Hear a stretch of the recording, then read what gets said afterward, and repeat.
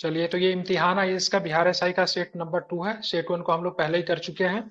पहला क्वेश्चन है, G20 का गांधीनगर क्रियान्वयन रोड मैप और गांधीनगर सूचना मंच संबंधित है। किससे संबंधित है? G20 के गांधीनगर क्रियान्वयन, ठीक है, इम्प्लीमेशन कहते हैं, या फिर जिसको जीआईआर के नाम से भी जानते हैं, गांधीनगर सूचना एवं जीआईपी संबंधित है। किससे संबंधित है, क्या बताएंगे? महासागर संरक्षण से संबंधित है, आपूर्ति श्रृंखला लचीलापन से संबंधित है, एक स्वास्थ्य दृष्टिकोण से संबंधित है, फिर भूमि निम्नीकरण से संबंधित है। क्या लग रहा भूमि निम्नीकरण होगा। है? तो ध्यान में रखिएगा, इसका आंसर जो हो जाएगा क्या होगा? इसका आंसर जो होगा डी, भूमि निम्नीकरण से। ठीक है, G20 का गांधीनगर कार्यान्वयन रोड मैप और गांधीनगर सूचना मंच जीआईपी संबंधित किससे? तो भूमि निम्नीकरण से। ठीक है, दूसरा प्रश्न देखिए, अखिल भारतीय बाघ अनुमान 202 विस्तृत रिपोर्ट के अनुसार 2022 में भारत के किन 3 राज्यों में बाघों की संख्या अधिकतम दर्ज की गई है? मतलब आपको अवरोही क्रम में लाना है, मतलब ज्यादा से कम में आना है। ठीक है, कर्नाटक, पश्चिम बंगाल, मध्य प्रदेश, महाराष्ट्र, उत्तराखंड। ठीक है, मध्य प्रदेश, कर्नाटक, उत्तराखंड, या फिर कर्नाटक, मध्य प्रदेश, ठीक है, महाराष्ट्र। बताइए मध्य प्रदेश, सबसे अधिक। कर्नाटक, उत्तराखंड। तो ध्यान में रखिए, एक ही ऑप्शन से पकड़ा गया, 2 का सी हो जाएगा, क्योंकि सबसे अधिक बाघ की बात करेंगे मध्य प्रदेश में है, दूसरा नंबर पर बाघ की बात करें कर्नाटक में है, और तीसरा नंबर पर बात करें उत्तराखंड में है। तो आप हमको ये बताइए, ठीक है, भारत में टोटल बाघों की संख्या कितनी है, क्या बताएंगे? 3862 हो गया ना, अभी पहले था 3167। तो वो तो अभी 3862 की बात करेंगे, औसत अनुमानता है, इस पे डाटा पे ना वो नहीं किया गया। ठीक है, वो 3682 है। ठीक है, 3682 वाला जो डाटा जो बता रहे हैं, जस्टिफाई डाटा नहीं है, अनुमानता है। लेकिन अगर पूरा एक्यूरेट डाटा की बात करेंगे तो 3100 कितना है? 67 है। ठीक है, ध्यान में रखेंगे। अब बाघों की अधिकतम संख्या की बात करेंगे तो आपको मध्य प्रदेश में देखने को मिलेगा कितना? तो 785 बाघ जो आपको मध्य प्रदेश में देखने को मिलेगा। ठीक है, इसलिए मध्य प्रदेश को बाघ राज्य कहा जाता है। ठीक है, दूसरा नंबर पर बाघों की संख्या 563 बाघ जो है आपको कहाँ पे देखने को मिलेगा? कर्नाटक में आपको देखने को मिलता है। ठीक है, ध्यान में रखेंगे। एक टाइगर रिजर्व हाल फिलहाल में चर्चा था, जिसको सबसे बेहतर रख रखाव के लिए अवार्ड दिया गया था। कौन सा टाइगर रिजर्व था? अरुणाचल प्रदेश। क्या बताइए? अरुणाचल नाम दफा। नहीं, पक्के को दिया गया था सबसे बेहतर रख रखाव के लिए। ठीक है, ध्यान में रखेंगे। ठीक है, पक्के टाइगर रिजर्व का नाम याद रखिए, इंपॉर्टेंट है। आप देखिए, भारत ने रेलवे के हाइड्रोजन फॉर हेरिटेज के तहत कितने हाइड्रोजन ट्रेन चलाने की परिकल्पना की है? भारतीय रेलवे ने हाइड्रोजन फॉर हेरिटेज के तहत कितनी हाइड्रोजन ट्रेनें चलाने की मतलब परिकल्पना की है? ठीक है, 30, 35, 40, 45, बताइए। 35। बिल्कुल ध्यान में, 35 हो जाएगा। कितना हो जाएगा? 35 हो जाएगा। ठीक है, ध्यान में रखेंगे। तो बात करेंगे यहाँ पे 35 से हाइड्रोजन फॉर हेरिटेज के तहत, ठीक है, 35 हाइड्रोजन ट्रेन चलाने की परिकल्पना की गई है। तीसरा ग्रेमी पुरस्कार जीत कर इतिहास रचने वाले एकमात्र भारतीय कौन है? तो बता ही देंगे, आसान प्रश्न है। ठीक है। बिल्कुल ठीक, ध्यान में रखिएगा, ये तीसरा ग्रेमी अवार्ड इन्होंने जीत लिया है। ग्रेमी अवार्ड किस में दिया जाता है, क्या बताएंगे? ग्रेमी पुरस्कार संगीत। संगीत।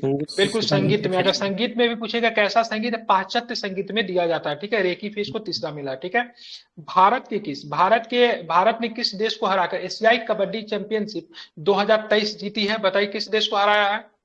ईरान हराया था, ईरान। बिल्कुल ईरान को। Iran is the right answer. ठीक है, भारत ने एशियाई खेलों, ठीक है, 2023 में पुरुष और महिला कबड्डी खिताब जीते हैं। भारतीय पुरुष कबड्डी टीम ने फाइनल में ईरान को हराकर मतलब स्वर्ण पदक जीता, जबकि महिला ने किसे हराया? तो चीनी ताइपे को हराया। ठीक है, महिला किसे हराएगा? चीनी ताइपे को हराएगा महिला। ठीक है, जबकि पुरुष टीम किसे हराई है? ठीक है, पुरुष टीम की बात करेंगे तो पुरुष टीम ने ईरान को हराया है। ठीक है, ध्यान में रखेंगे। आगे चलेंगे। हाल में राजस्थान में सरकार ने कितने नए जिले बनाने की घोषणा की? मतलब कितना नया जिला बना है वहां पे, क्या बताएंगे? 19। 3 19 नया संभाग। जिला बना। ठीक है, संभाग कितने बने तो क्या बताएंगे? 3। बिल्कुल ठीक है, ध्यान में रखें। जबकि बिल्कुल ठीक है, तो पहले संभाग 7 हुआ करता था, अब मतलब 10 हो जाएगा। ठीक है, पहला जिला मतलब कितना था? पहले जिले मतलब कितने थे? 31। नहीं नहीं, पहले एक्चुअली 33 था, मिला के फिर 52 हुआ, फिर घटा कैसे कैसे 50 हो गया अभी। बिल्कुल हाँ, पहले 33 था, फिर 19 नया जिला बनाएंगे, तब 52 करेंगे, लेकिन फिर अभी क्या किया ना, मिला के 50 कर दिया है। ठीक है, ध्यान में रखें, एक्चुअली टोटल 50 जिला है, 10 संभाग है, इतना आपको ध्यान में रखना। इंपॉर्टेंट क्वेश्चन था। संभाग जस्ट लाइक अनुमंडल होता है, क्या होता है? सॉरी, परमंडल होता है। कैसा होता है? संभाग जो होता है परमंडल। हाँ, मतलब कुछ जिलों का समूह होता है। भारत और किस देश ने विश्व व्यापार संगठन में लंबित सभी 6 व्यापारी विवादों को प्राकृतिक रूप से सुलझा दिया है? तो वहां पे व्यापारिक मतलब बात के विवाद जो था जिसको मतलब सुलझा दिया गया, किसके साथ? ऑस्ट्रेलिया के साथ, यूएई के साथ, यूनाइटेड किंगडम के साथ, या फिर संयुक्त राज्य अमेरिका के साथ? किसके साथ है? United America kingdom. का। तो ये संयुक्त राज्य अमेरिका के साथ, ठीक है, ध्यान रखेंगे। तो भारत और अमेरिका ने विश्व व्यापार संगठन डब्ल्यूटीओ में लंबित सभी 6 व्यापार विवादों को पारस्परिक रूप से मतलब क्या किया है? सुलझा लिया है, ठीक है। अब चलेंगे यहाँ पे, हाल में आम आदमी पार्टी को राष्ट्रीय पार्टी का दर्जा प्रदान किया गया। इस पार्टी को किन राज्यों और केंद्र शासित राज्यों में राज्य स्तरीय पार्टी का दर्जा पहले से प्राप्त है? तो कहाँ कहाँ है ये तो बताइए? पहला सही है, दिल्ली, दिल्ली, गोवा, पंजाब, गोवा, पंजाब, महाराष्ट्र। गुजरात। बिल्कुल ठीक है, तो बहुत सुंदर, बिल्कुल सही। दिल्ली में, गोवा में, पंजाब में, गुजरात में, जबकि दिल्ली में इसकी सरकार है, पंजाब में भी इसकी मतलब क्या है? सरकार है, ठीक है। राष्ट्रीय पार्टी की संख्या, राष्ट्रीय पार्टी की दर्जा मतलब इनको दे दिया गया है। राष्ट्रीय पार्टी की दर्जा किसको छीन गई? तो तृणमूल कांग्रेस की छीन गई है, ठीक है। भारतीय कम्युनिस्ट पार्टी की छीन गई है। राष्ट्रीय कांग्रेस पार्टी जिसको एनसीपी बोलते हैं, शरद पवार की पार्टी की दर्जा चली गई है, ठीक है। मिला है किसे किसे मिला है, तो क्या बताएंगे? एक एनपी है ना, एनएनपी है, एक एनएनपी है, एक बीएसपी है, एक हाँ, तो राष्ट्रीय ध्यान में कांग्रेस। रखेंगे, मिला किसको है? तो एक आम आदमी पार्टी को मिला है, ठीक है। ध्यान में रखें, नया में किसे मिला है? तो आम आदमी पार्टी को मिला। भाई अभी अगर बात करें INC, INC Indian national Congress, एक राष्ट्रीय पार्टी, दूसरा बीजेपी, बीजेपी, भारतीय जनता तीसरा पार्टी, आप, आम आदमी पार्टी, और कौन एनएनपी, है? तो और ध्यान में बीएसपी। रखिएगा, बहुजन समाज पार्टी, बसपा, हाँ। बीएसपी मायावती की पार्टी। देखो हाँ, एक सीपीआईएम होगा, कौन होगा? सीपीआईएम मतलब मार्क्सवादी, ठीक है, इसकी बची हुई है अभी। एक होगा एनपीपी होगा, जिसको नेशनल पीपुल क्या पार्टी बोलते हैं? Nagaland. NPP, national people progressive party शायद होता है, नागालैंड की पार्टी है, ठीक है, ध्यान में रखेंगे। नेशनल पीपल हम्म, पार्टी नागालैंड, ठीक है, इसका ध्यान एक में बुक। रखेंगे। तो ये सारे अभी क्या है, 6 आपके क्या है? तो राष्ट्रीय पार्टी है, ठीक है, ध्यान में रखेंगे।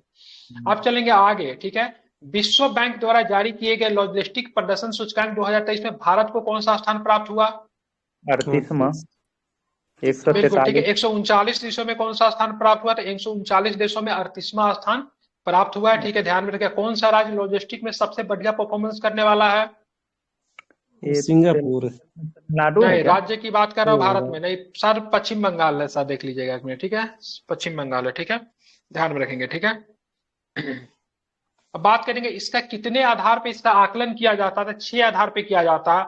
सीमा शुल्क प्रदर्श, आधारभूत संरचना की गुणवत्ता, शिपमेंट की सुलभ व्यवस्था, लॉजिस्टिक सेवाओं की गुणवत्ता, प्रेषित वस्तु के ट्रैकिंग और अनुरेखण, और शिपमेंट की समयबद्धता, मतलब कितने समय में शिपमेंट मिल जाता है। तो 6 आधार पर इसकी जांच की जाती है, ये आप लोग ध्यान में रख सकते हैं। अब आगे चलेंगे, जून 2023 में कौन सा देश, ठीक है, शंघाई सेक्शन एससीओ का नया अस्थायी साथी बन गया है? तो एससीओ में नया मेंबर कौन जुड़ा है?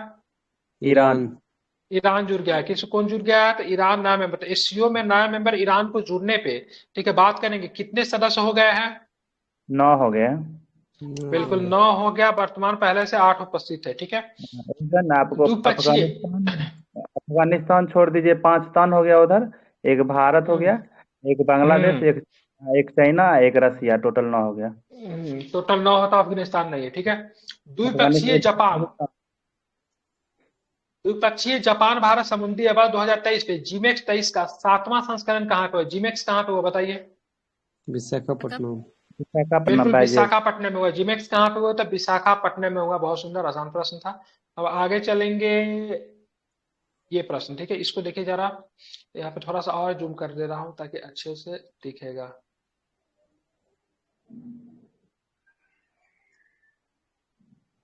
बहुत ज्यादा जूम हो गया ना। कितना नंबर था ये? यही कितना नंबर होगा? 12 13 नंबर, 12 नंबर। हाँ ये 12 नंबर, ठीक है। विम्बलडन महिला एकल खिताब किसने जीता? विम्बलडन में महिला एकल खिताब किसने जीता बताइए? मार्केटा वोद्रोसोवा। सेकंड बोला। मार्केटा बोंद्रोसोवा, ठीक है। कहाँ की है मार्केटा बोंद्रोसोवा? पोलैंड की क्या?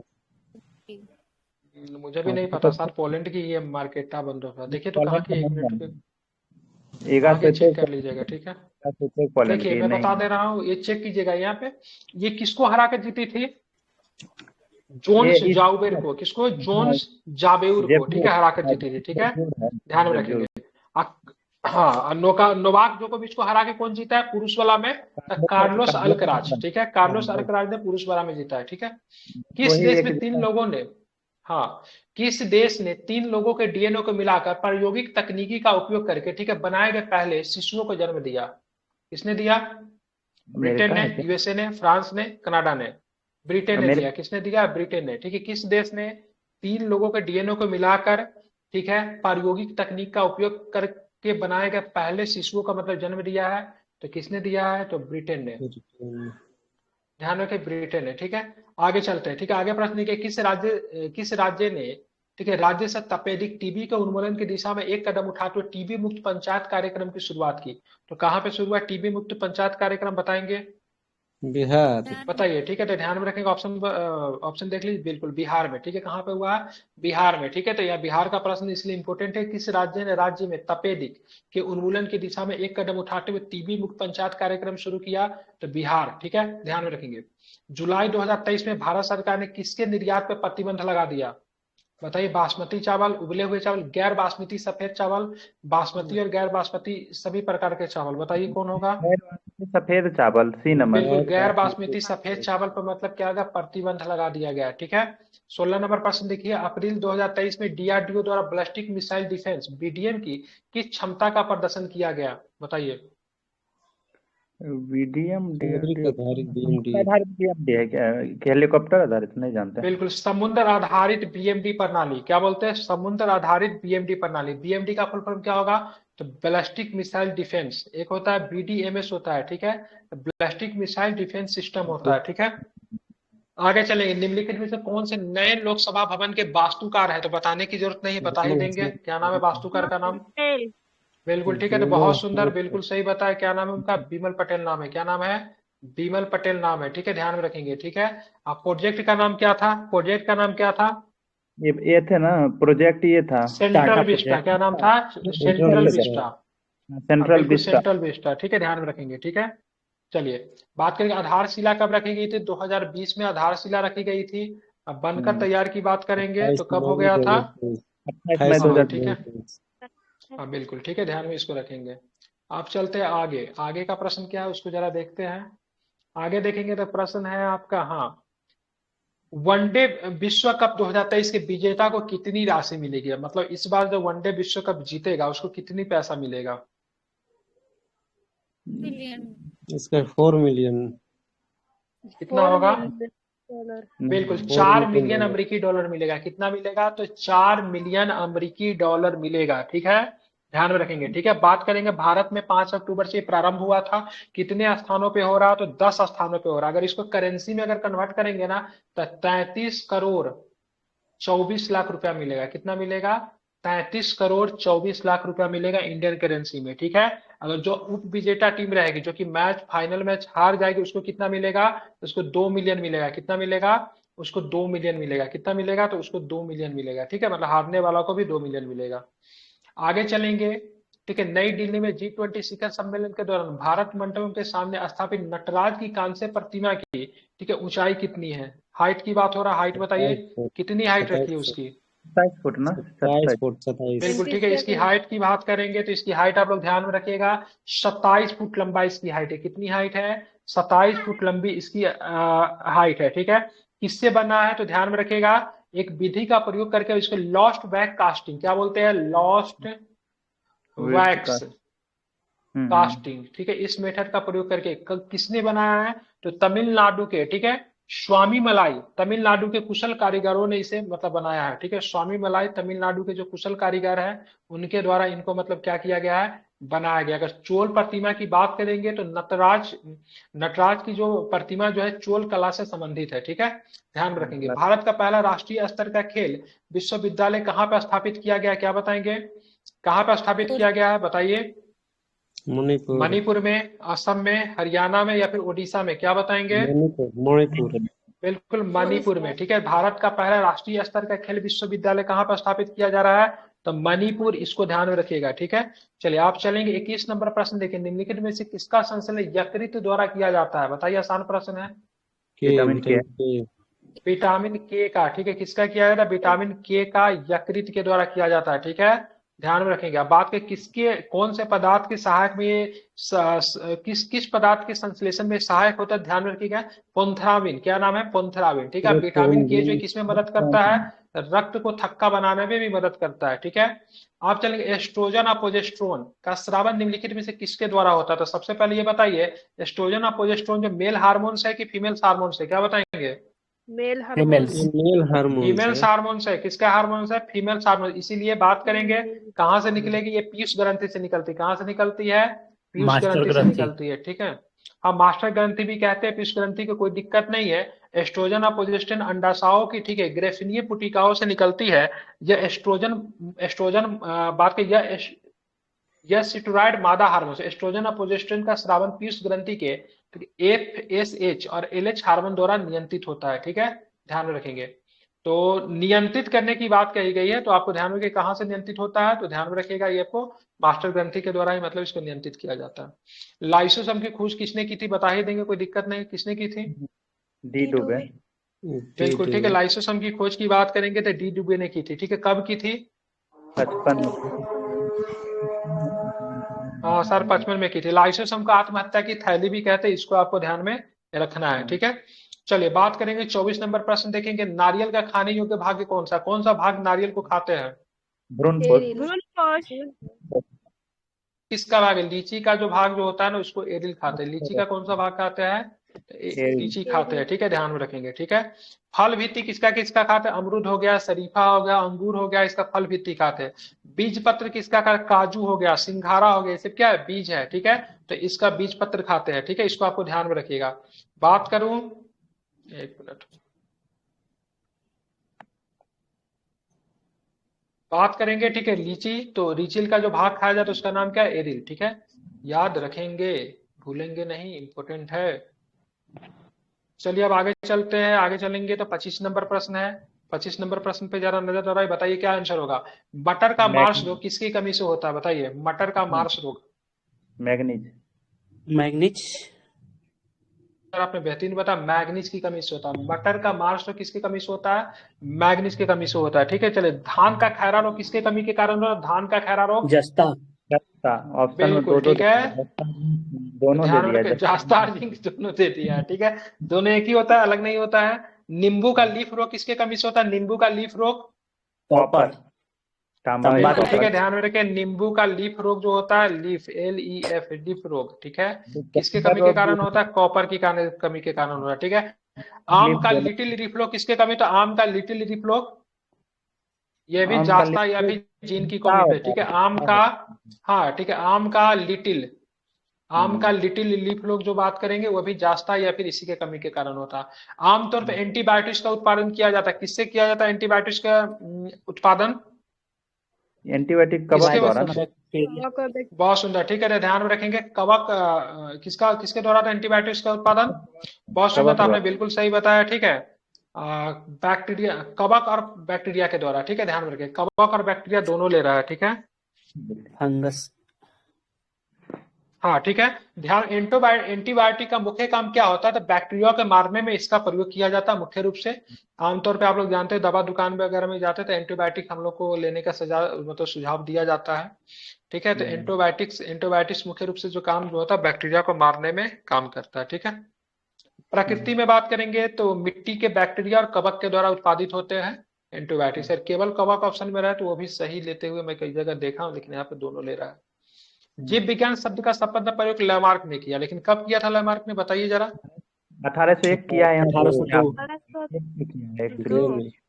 1802 सही है, ठीक है। जीव विज्ञान शब्द का पहली बार प्रयोग प्रसिद्ध वैज्ञानिक लैमार्क और ट्रेविनेरस दोनों ने किया था। किसने किया था? ट्रेविनेरस ने किया था 1802 में। अगर पूछेंगे जीव विज्ञान शब्द जो है किस भाषा की शब्द है तो क्या बताएंगे?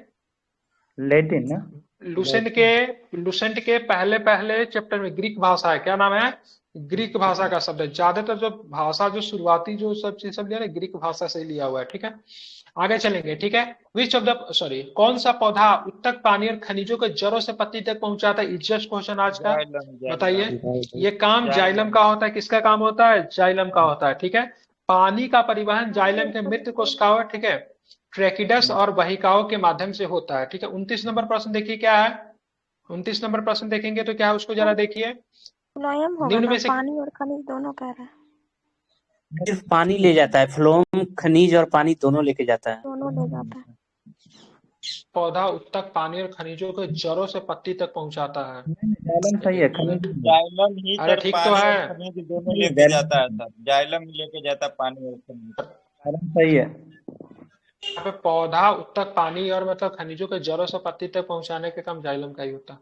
जाइलम ही है सर। निम्न में से किसका सही सुलेमित है कि सहजीवी जो होता है उत्पादक, परोजीवी उपभोक्ता, मृत्युजीवी विबंधक, तृणभक्षी गौण उपभोक्ता। निम्न में से कौन सा सुलेमित नहीं है? बताइए कौन सा सुमेलित नहीं है? जीवी उपभोग जीवित है ये तो हमको लगता है मृत्यु जो भी विबंधक अलग लग रहा है। ये तृणभक्षी का जो गौण उपभोक्ता गलत दिया हुआ है, ठीक है, देखेंगे। डी तृणभक्षी। सहजीवी कौन, स्वजीवी किसे बोलते हैं? तो उत्पादक सही है। परोजीवी कौन बोलते हैं? उपभोक्ता। हम लोग क्या परजीवी है। मृतो परजीवी की बात करें विबंधक को कहते हैं। इंग्लिश में देखिए क्या दिया है, तो इनहैबिटेटर, हेबिटेट। ठीक है। जबकि हार्बीवोरस जो होता है, हार्बीवोरस सेकेंडरी कंज्यूमर, ये गलत दिया। गौण उपभोक्ता गलत दिया। क्या होता है? या हार्बीवोरस नहीं होता। ये जो होता है ना हार्बीवोरस द्वितीय उपभोक्ता नहीं बल्कि प्राथमिक उपभोक्ता है, ठीक है।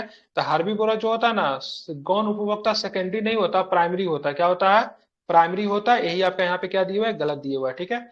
चलिए, भारत में निर्मित प्रथम कंप्यूटर का नाम बताइए। कौन सा हो जाएगा भारत में निर्मित प्रथम कंप्यूटर था? अरे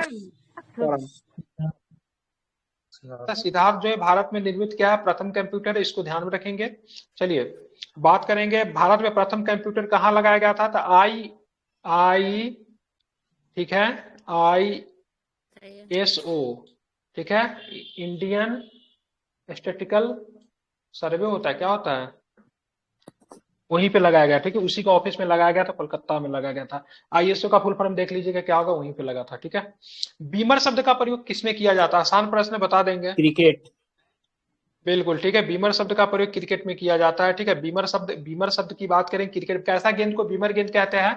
जो कि मतलब समझिए एक तरह का नो बॉल होता है, डायरेक्ट मतलब आपके मतलब सर को काउंटर करके या फिर आपको चेस्ट से ऊपर जो बॉल जो आता है, मतलब ये क्या बोलते हैं, शोल्डर से ऊपर जो आता है, बाउंसर। तो एक तो आपका नो गेंद हो जाता है, ठीक है, शोल्डर से ऊपर आएगा। लेकिन बीमर जो होता है ना कुछ ज्यादा ही हाइट पकड़ लेता है, मतलब डायरेक्ट आपके हेलमेट पे आके लग गया या फिर आपके गर्दन के आस के पास में लगा, ठीक है। ऐसे कंडीशन में बॉलर अगर बीमर फेंके या फिर नो बॉल फेंके तो माफी मांगना पड़ता है। अगर इंपायर को लगे तो बॉलर को हटा भी सकता है, ठीक है। इसे बीमर बोलते हैं। तो बीमर शब्द का क्रिकेट में प्रयोग किया जाता है। क्रिकेट का सीजन चल रहा है तो क्रिकेट के ऊपर थोड़ा बात न करिए, कैसे हो सकता है। जैसे बात की गुगली शब्द जो है क्रिकेट से संबंधित है। चाइना मैन की बात करें क्रिकेट से संबंधित। सिली पॉइंट की बात करेंगे तो क्रिकेट से संबंधित है। क्रिकेट के पिच की लंबाई की बात करें कितना गज होता है, क्या बताएंगे?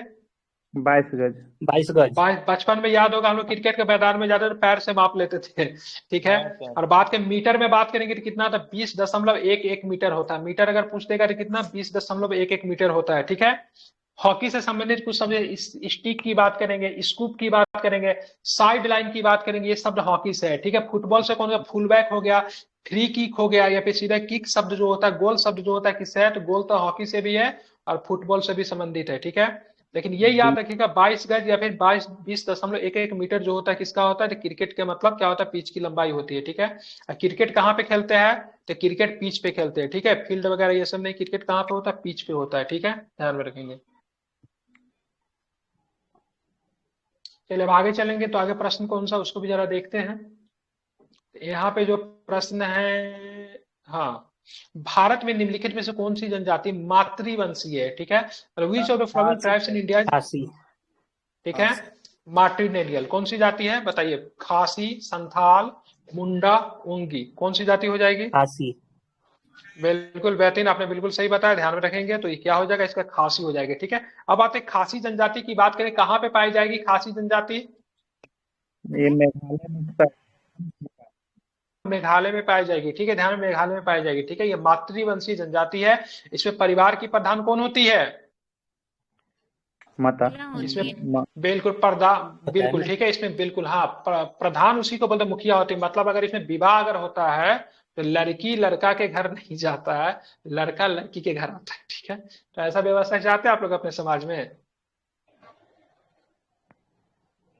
ये सब पहले प्राचीन में होता था। हाँ, तो इसमें मतलब विवाह होता है ना खासी जयंती, इसमें लड़का विवाह करके किसके यहाँ आता है, तो लड़की के यहाँ आता है, ठीक है, ध्यान में रखेंगे। इसको बोलते हैं मातृवंशीय, ठीक है। मतलब इस परिवार का प्रधान कौन होता है, तो महिलाएं होती है, ठीक है, ध्यान में रखेंगे।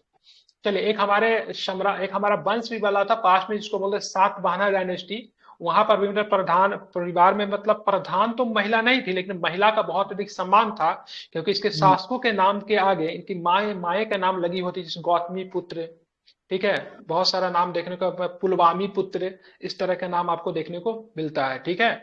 तो लेकिन वो वंश जो था पुरुषवादी ही था, हाँ वही था, लेकिन महिलाओं का सम्मान बहुत था, ठीक है। निम्न से कौन सी राशि अदिश राशि है, बताइए। अदिश राशि की बात करेंगे तो कौन सी राशि अदिश राशि है, जरा आप हमें बताइए। बिल्कुल, बहुत सुंदर, ठीक है। घनत्व की बात करेंगे तो अदिश राशि है, ठीक है, ध्यान में रखेंगे। सदिश राशि व्यक्त करने के लिए परिणाम के साथ साथ दिशा की आवश्यकता होती है, जैसे वेग हो गया, विस्थापन हो गया, बल हो गया और संवेग हो गया। अदिश राशि होता है व्यक्त करने के लिए केवल परिणाम की आवश्यकता होती है, दिशा की आवश्यकता नहीं होती है। जैसे दूरी की बात करेंगे, चाल की बात करेंगे, आयतन की बात करेंगे, कार्य की बात करेंगे, घनत्व की बात करेंगे, तो सारे के सारे क्या आपके अदिश राशि है। यहाँ पे देखेंगे पायरहिलियोमीटर का प्रयोग निम्न से किसके नापने के लिए किया जाता है, जरा इस प्रश्न को ध्यान दीजिए। सोलर रेडिएशन को, प्रकाश की तीव्रता को, ध्वनि की तीव्रता को, गैसों के दाब मापने का किसका प्रयोग करते हैं, बताएंगे जरा।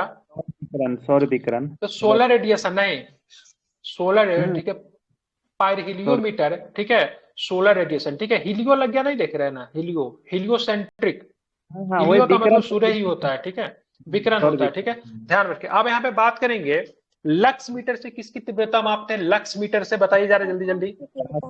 बिल्कुल, प्रकाश की तीव्रता मापने के लिए, ठीक है, लक्स मीटर, ठीक है, लक्स मीटर, बहुत सुंदर।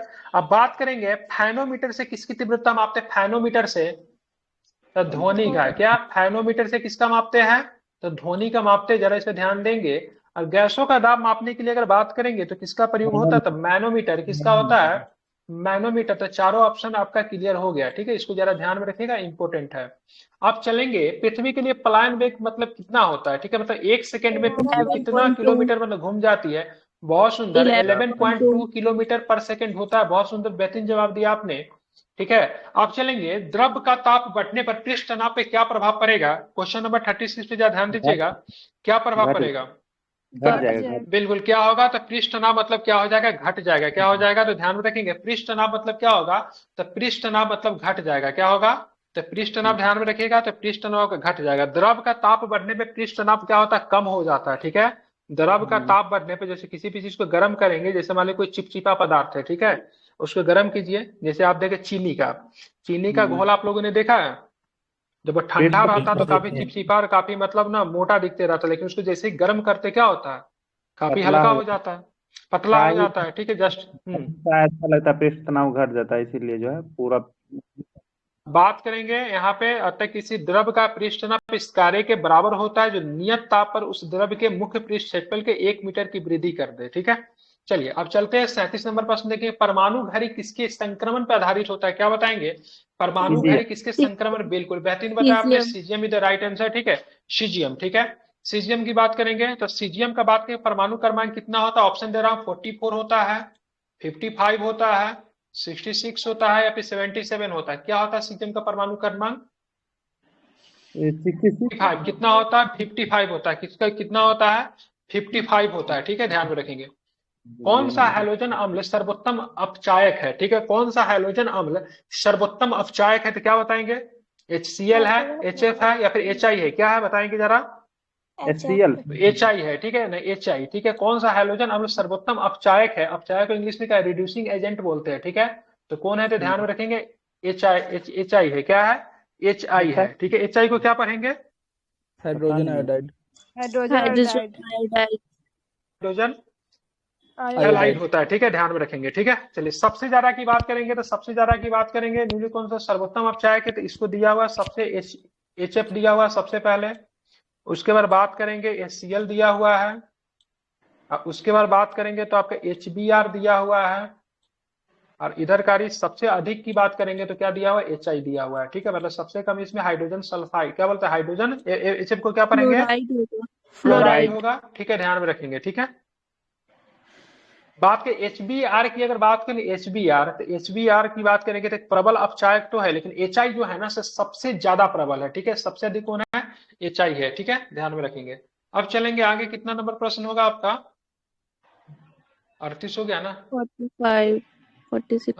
38 के बाद 45, वाह, 39, ठीक है। उष्मा के सबसे अच्छे और सबसे खराब चालक बताइए कौन है? आसान प्रश्न है। चांदी, चांदी, चांदी और पारा। शीशा शीशा। बिल्कुल ठीक है। बात उष्मा के सबसे अच्छे, तो सबसे अच्छे क्या हो जाएंगे आप लोग जानते हैं? तो सबसे अच्छा चांदी हो जाएगा। सबसे खराब की बात करेंगे तो पारा जो हो जाएगा सबसे मतलब क्या होगा? खराब होगा, ठीक है। तो देखेंगे ये और शीशा होना चाहिए ना। शीशा होगा ना, पारा चांदी नहीं। शीशा पारा होना चाहिए तो सर, पारा तो पारा होता तो है ही है। ही उष्मा के अच्छा चालक, अच्छा चालक है ये। क्योंकि हम लोग को शीशा बुखार होता है तो थर्मामीटर में पारा रहता है, तुरंत बता देता है टेम्परेचर। और शीशा होगा उसका। शीशा होगा, चांदी और शीशा। चांदी और शीशा। शीशा भी दिया, इसमें लिखा हुआ है चांदी सबसे अच्छा चालक है, तांबा और एल्युमिनियम सबसे अच्छे चालक है। और उसके बाद बात करेंगे, जबकि पारा सबसे खराब चालक और शीशा का सबसे खराब चालक है, दोनों लिख दिया है। शीशा शीशा लेकिन होगा सर, शीशा पारा हाँ जो होगा। शीशा तो ठीक है। पारा खराब, पारा चालक है। चालक है, बिल्कुल चालक है। चालक फीवर है चालक सर। नहीं है, फीवर हम लोग को बताता है कैसे? कैसे देखता है हाँ, वो ना। आपका करी सबसे कम, मतलब इन दोनों में कंपेयर करें, लेड में और एच डी। देखिएगा तो इंग्लिश वाला में क्या एक्सप्लेनेशन दिया है? सबसे खराब चालक अभी शीशा तो होता ही है शीशा। खराब चालक, इसमें कोई दो राय नहीं है, ठीक है। चलिए देख लेते हैं इसका क्या है। मतलब शीशा सबसे ज्यादा खराब चालक होगा कि पारा होगा, ये मैटर करता है।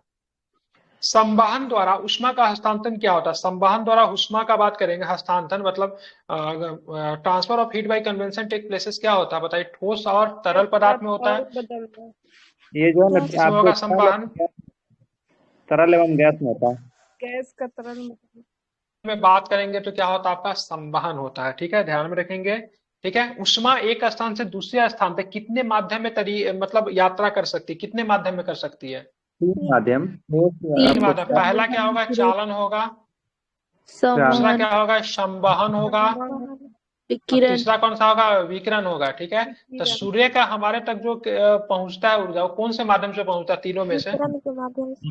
विकिरण। विकिरण के माध्यम से पहुंचता है, ठीक है। चलिए संवहन का तो एग्जाम्पल यहाँ पे हो गया, ठीक है। गैसों और तरल पदार्थ में संबंध। चालन किस में होगा? चालन ठोस में, लेकिन एक बिल्कुल अपवाद। ठोस में होगा। एक अपवाद है क्या अपवाद? पारा। पारा में भी वही होता है, चालन ही होता है। पारा में क्या होता है? तो पारा में भी क्या होता है? चालन होता है, ठीक है। चलिए ठीक है। आप देखिए नीला थोथा का रासायनिक नाम क्या है? नीला थोथा का बताइए। कॉपर कैल्शियम सल्फेट या फिर कॉपर सल्फेट, किसको ऑक्साइड। बोलते हैं नीला थोथा को?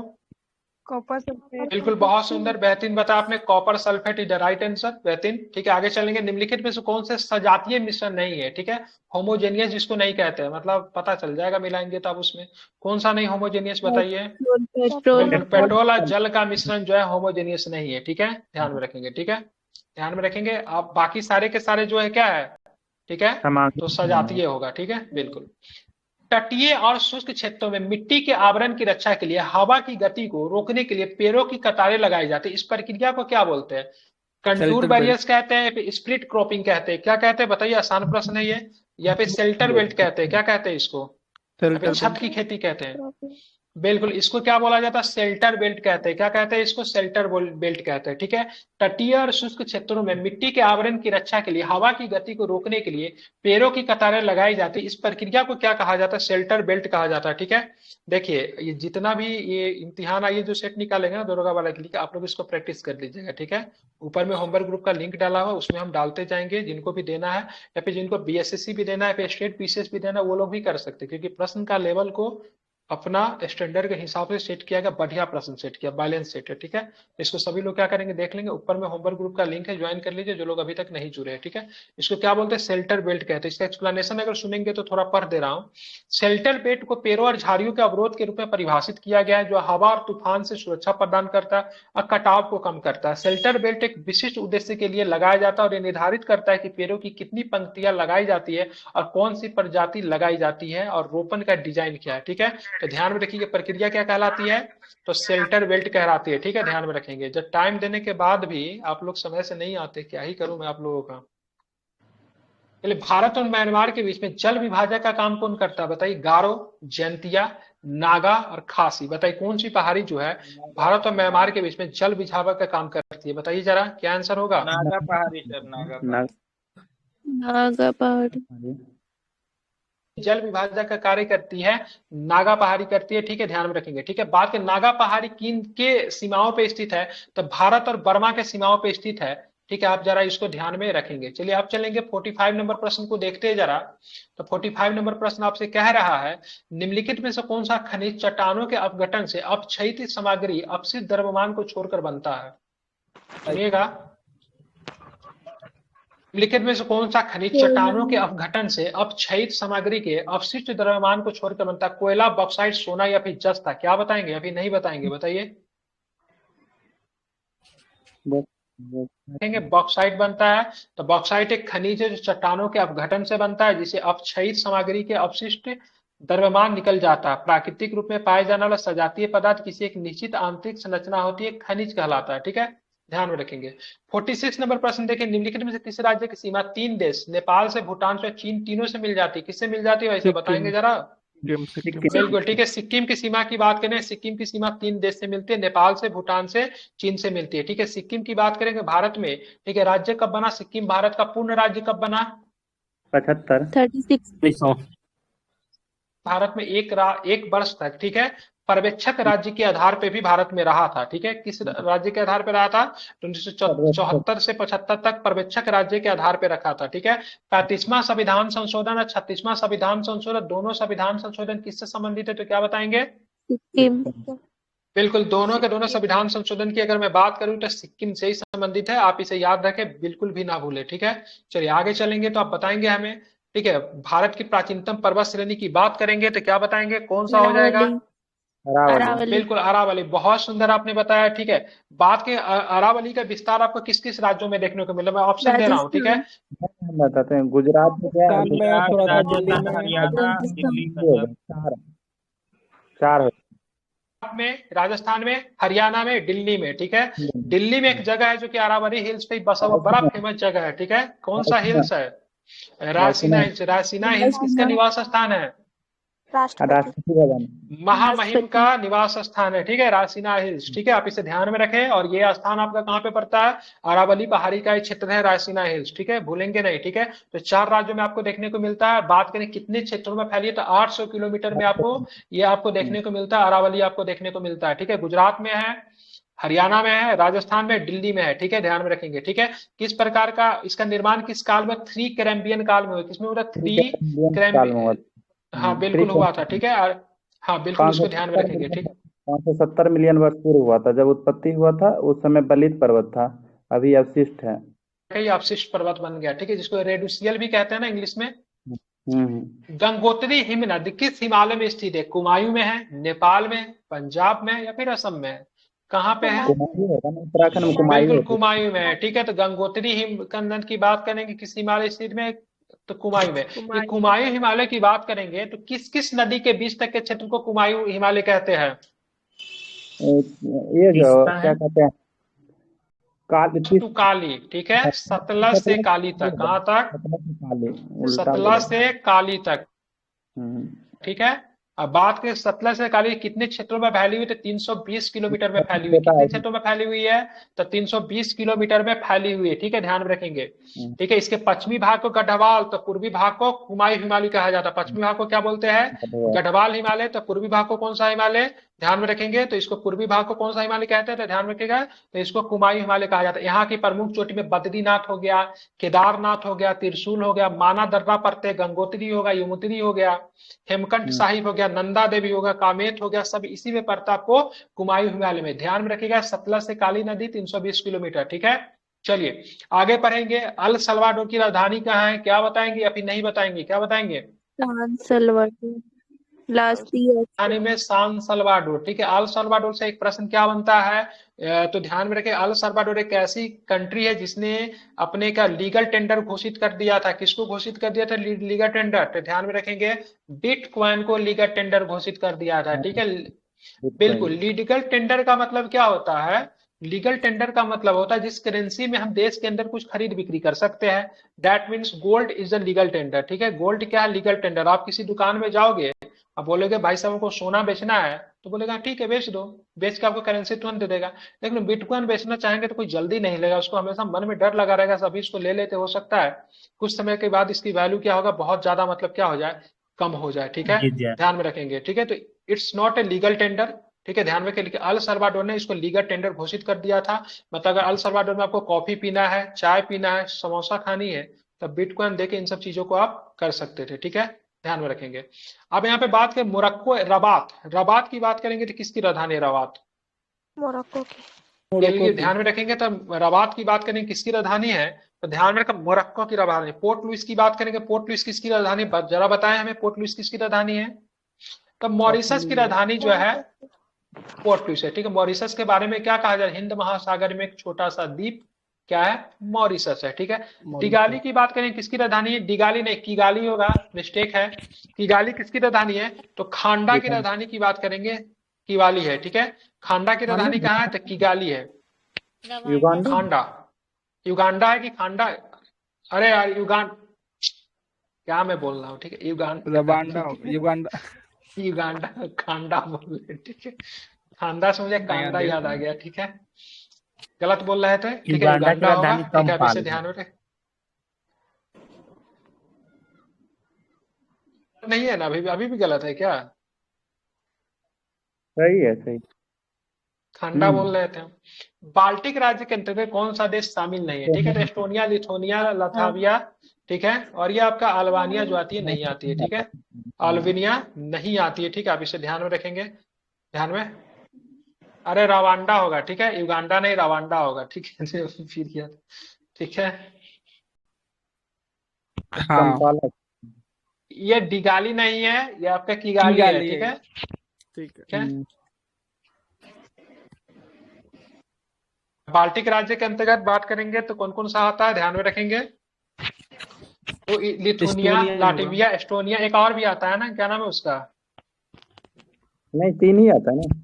तीन ही है, ठीक है। अब बात करेंगे एक राज्य जो होता है ना, एक जो राज्य जो होता है उसको हम लोग बोलते हैं, ठीक है, बाल्कन राज्य। बाल्कन राज्य में कौन है? ग्रीस आ जाएगा, रोमानिया हो जाएगा, अल्बेनिया आ जाएगा, ये बाल्कन में आएगा, ठीक है। ध्यान में रखेंगे। आप चलेंगे, निम्न में से किस नदी को मृत्यु की नदी, रिवर ऑफ डेथ के नाम से किसे कहते हैं, बताइए जरा हमें। श्योक सुंदर नदी, प्रश्न है। श्योक कौन से नदी को कहते हैं रिवर ऑफ डेथ के नाम से? श्योक बिल्कुल, श्योक नदी को कहते हैं। चलिए, श्योक नदी की बात करेंगे तो किस राज्य में बहेगी ये श्योक नदी, क्या बताएंगे?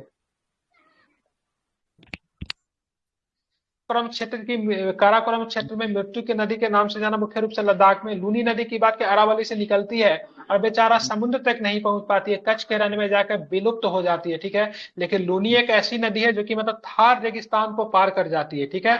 ध्यान में रखेंगे।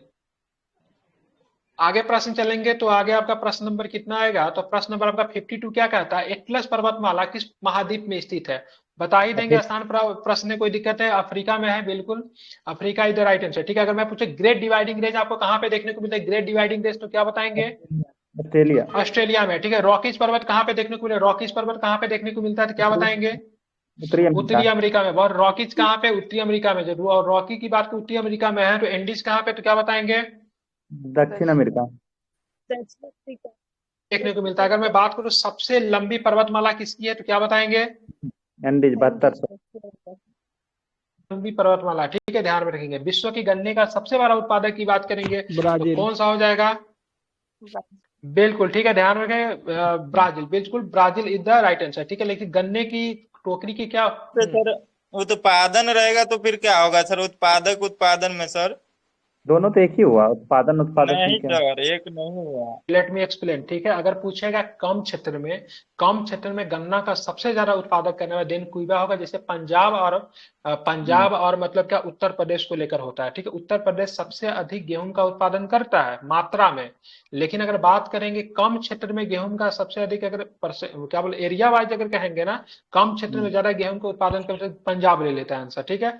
उसी तरह से उत्पादकता क्यूबा लेता है कभी कभी, ठीक है। हाँ, हम बता रहे थे बोलेंगे कि पंजाब जो है ना प्रति हेक्टेयर में सबसे आगे है गेहूं उत्पादन में। क्षेत्रफल में प्रति हेक्टेयर को तो हेक्टेयर वाइज जमीन के माप के हिसाब से आप कर रहे हैं ना, तो पंजाब सही है। लेकिन बात करें उसको ओवरऑल गेहूं का सबसे अधिक उत्पादक कौन करता है, तो गेहूं मतलब क्या उत्तर प्रदेश।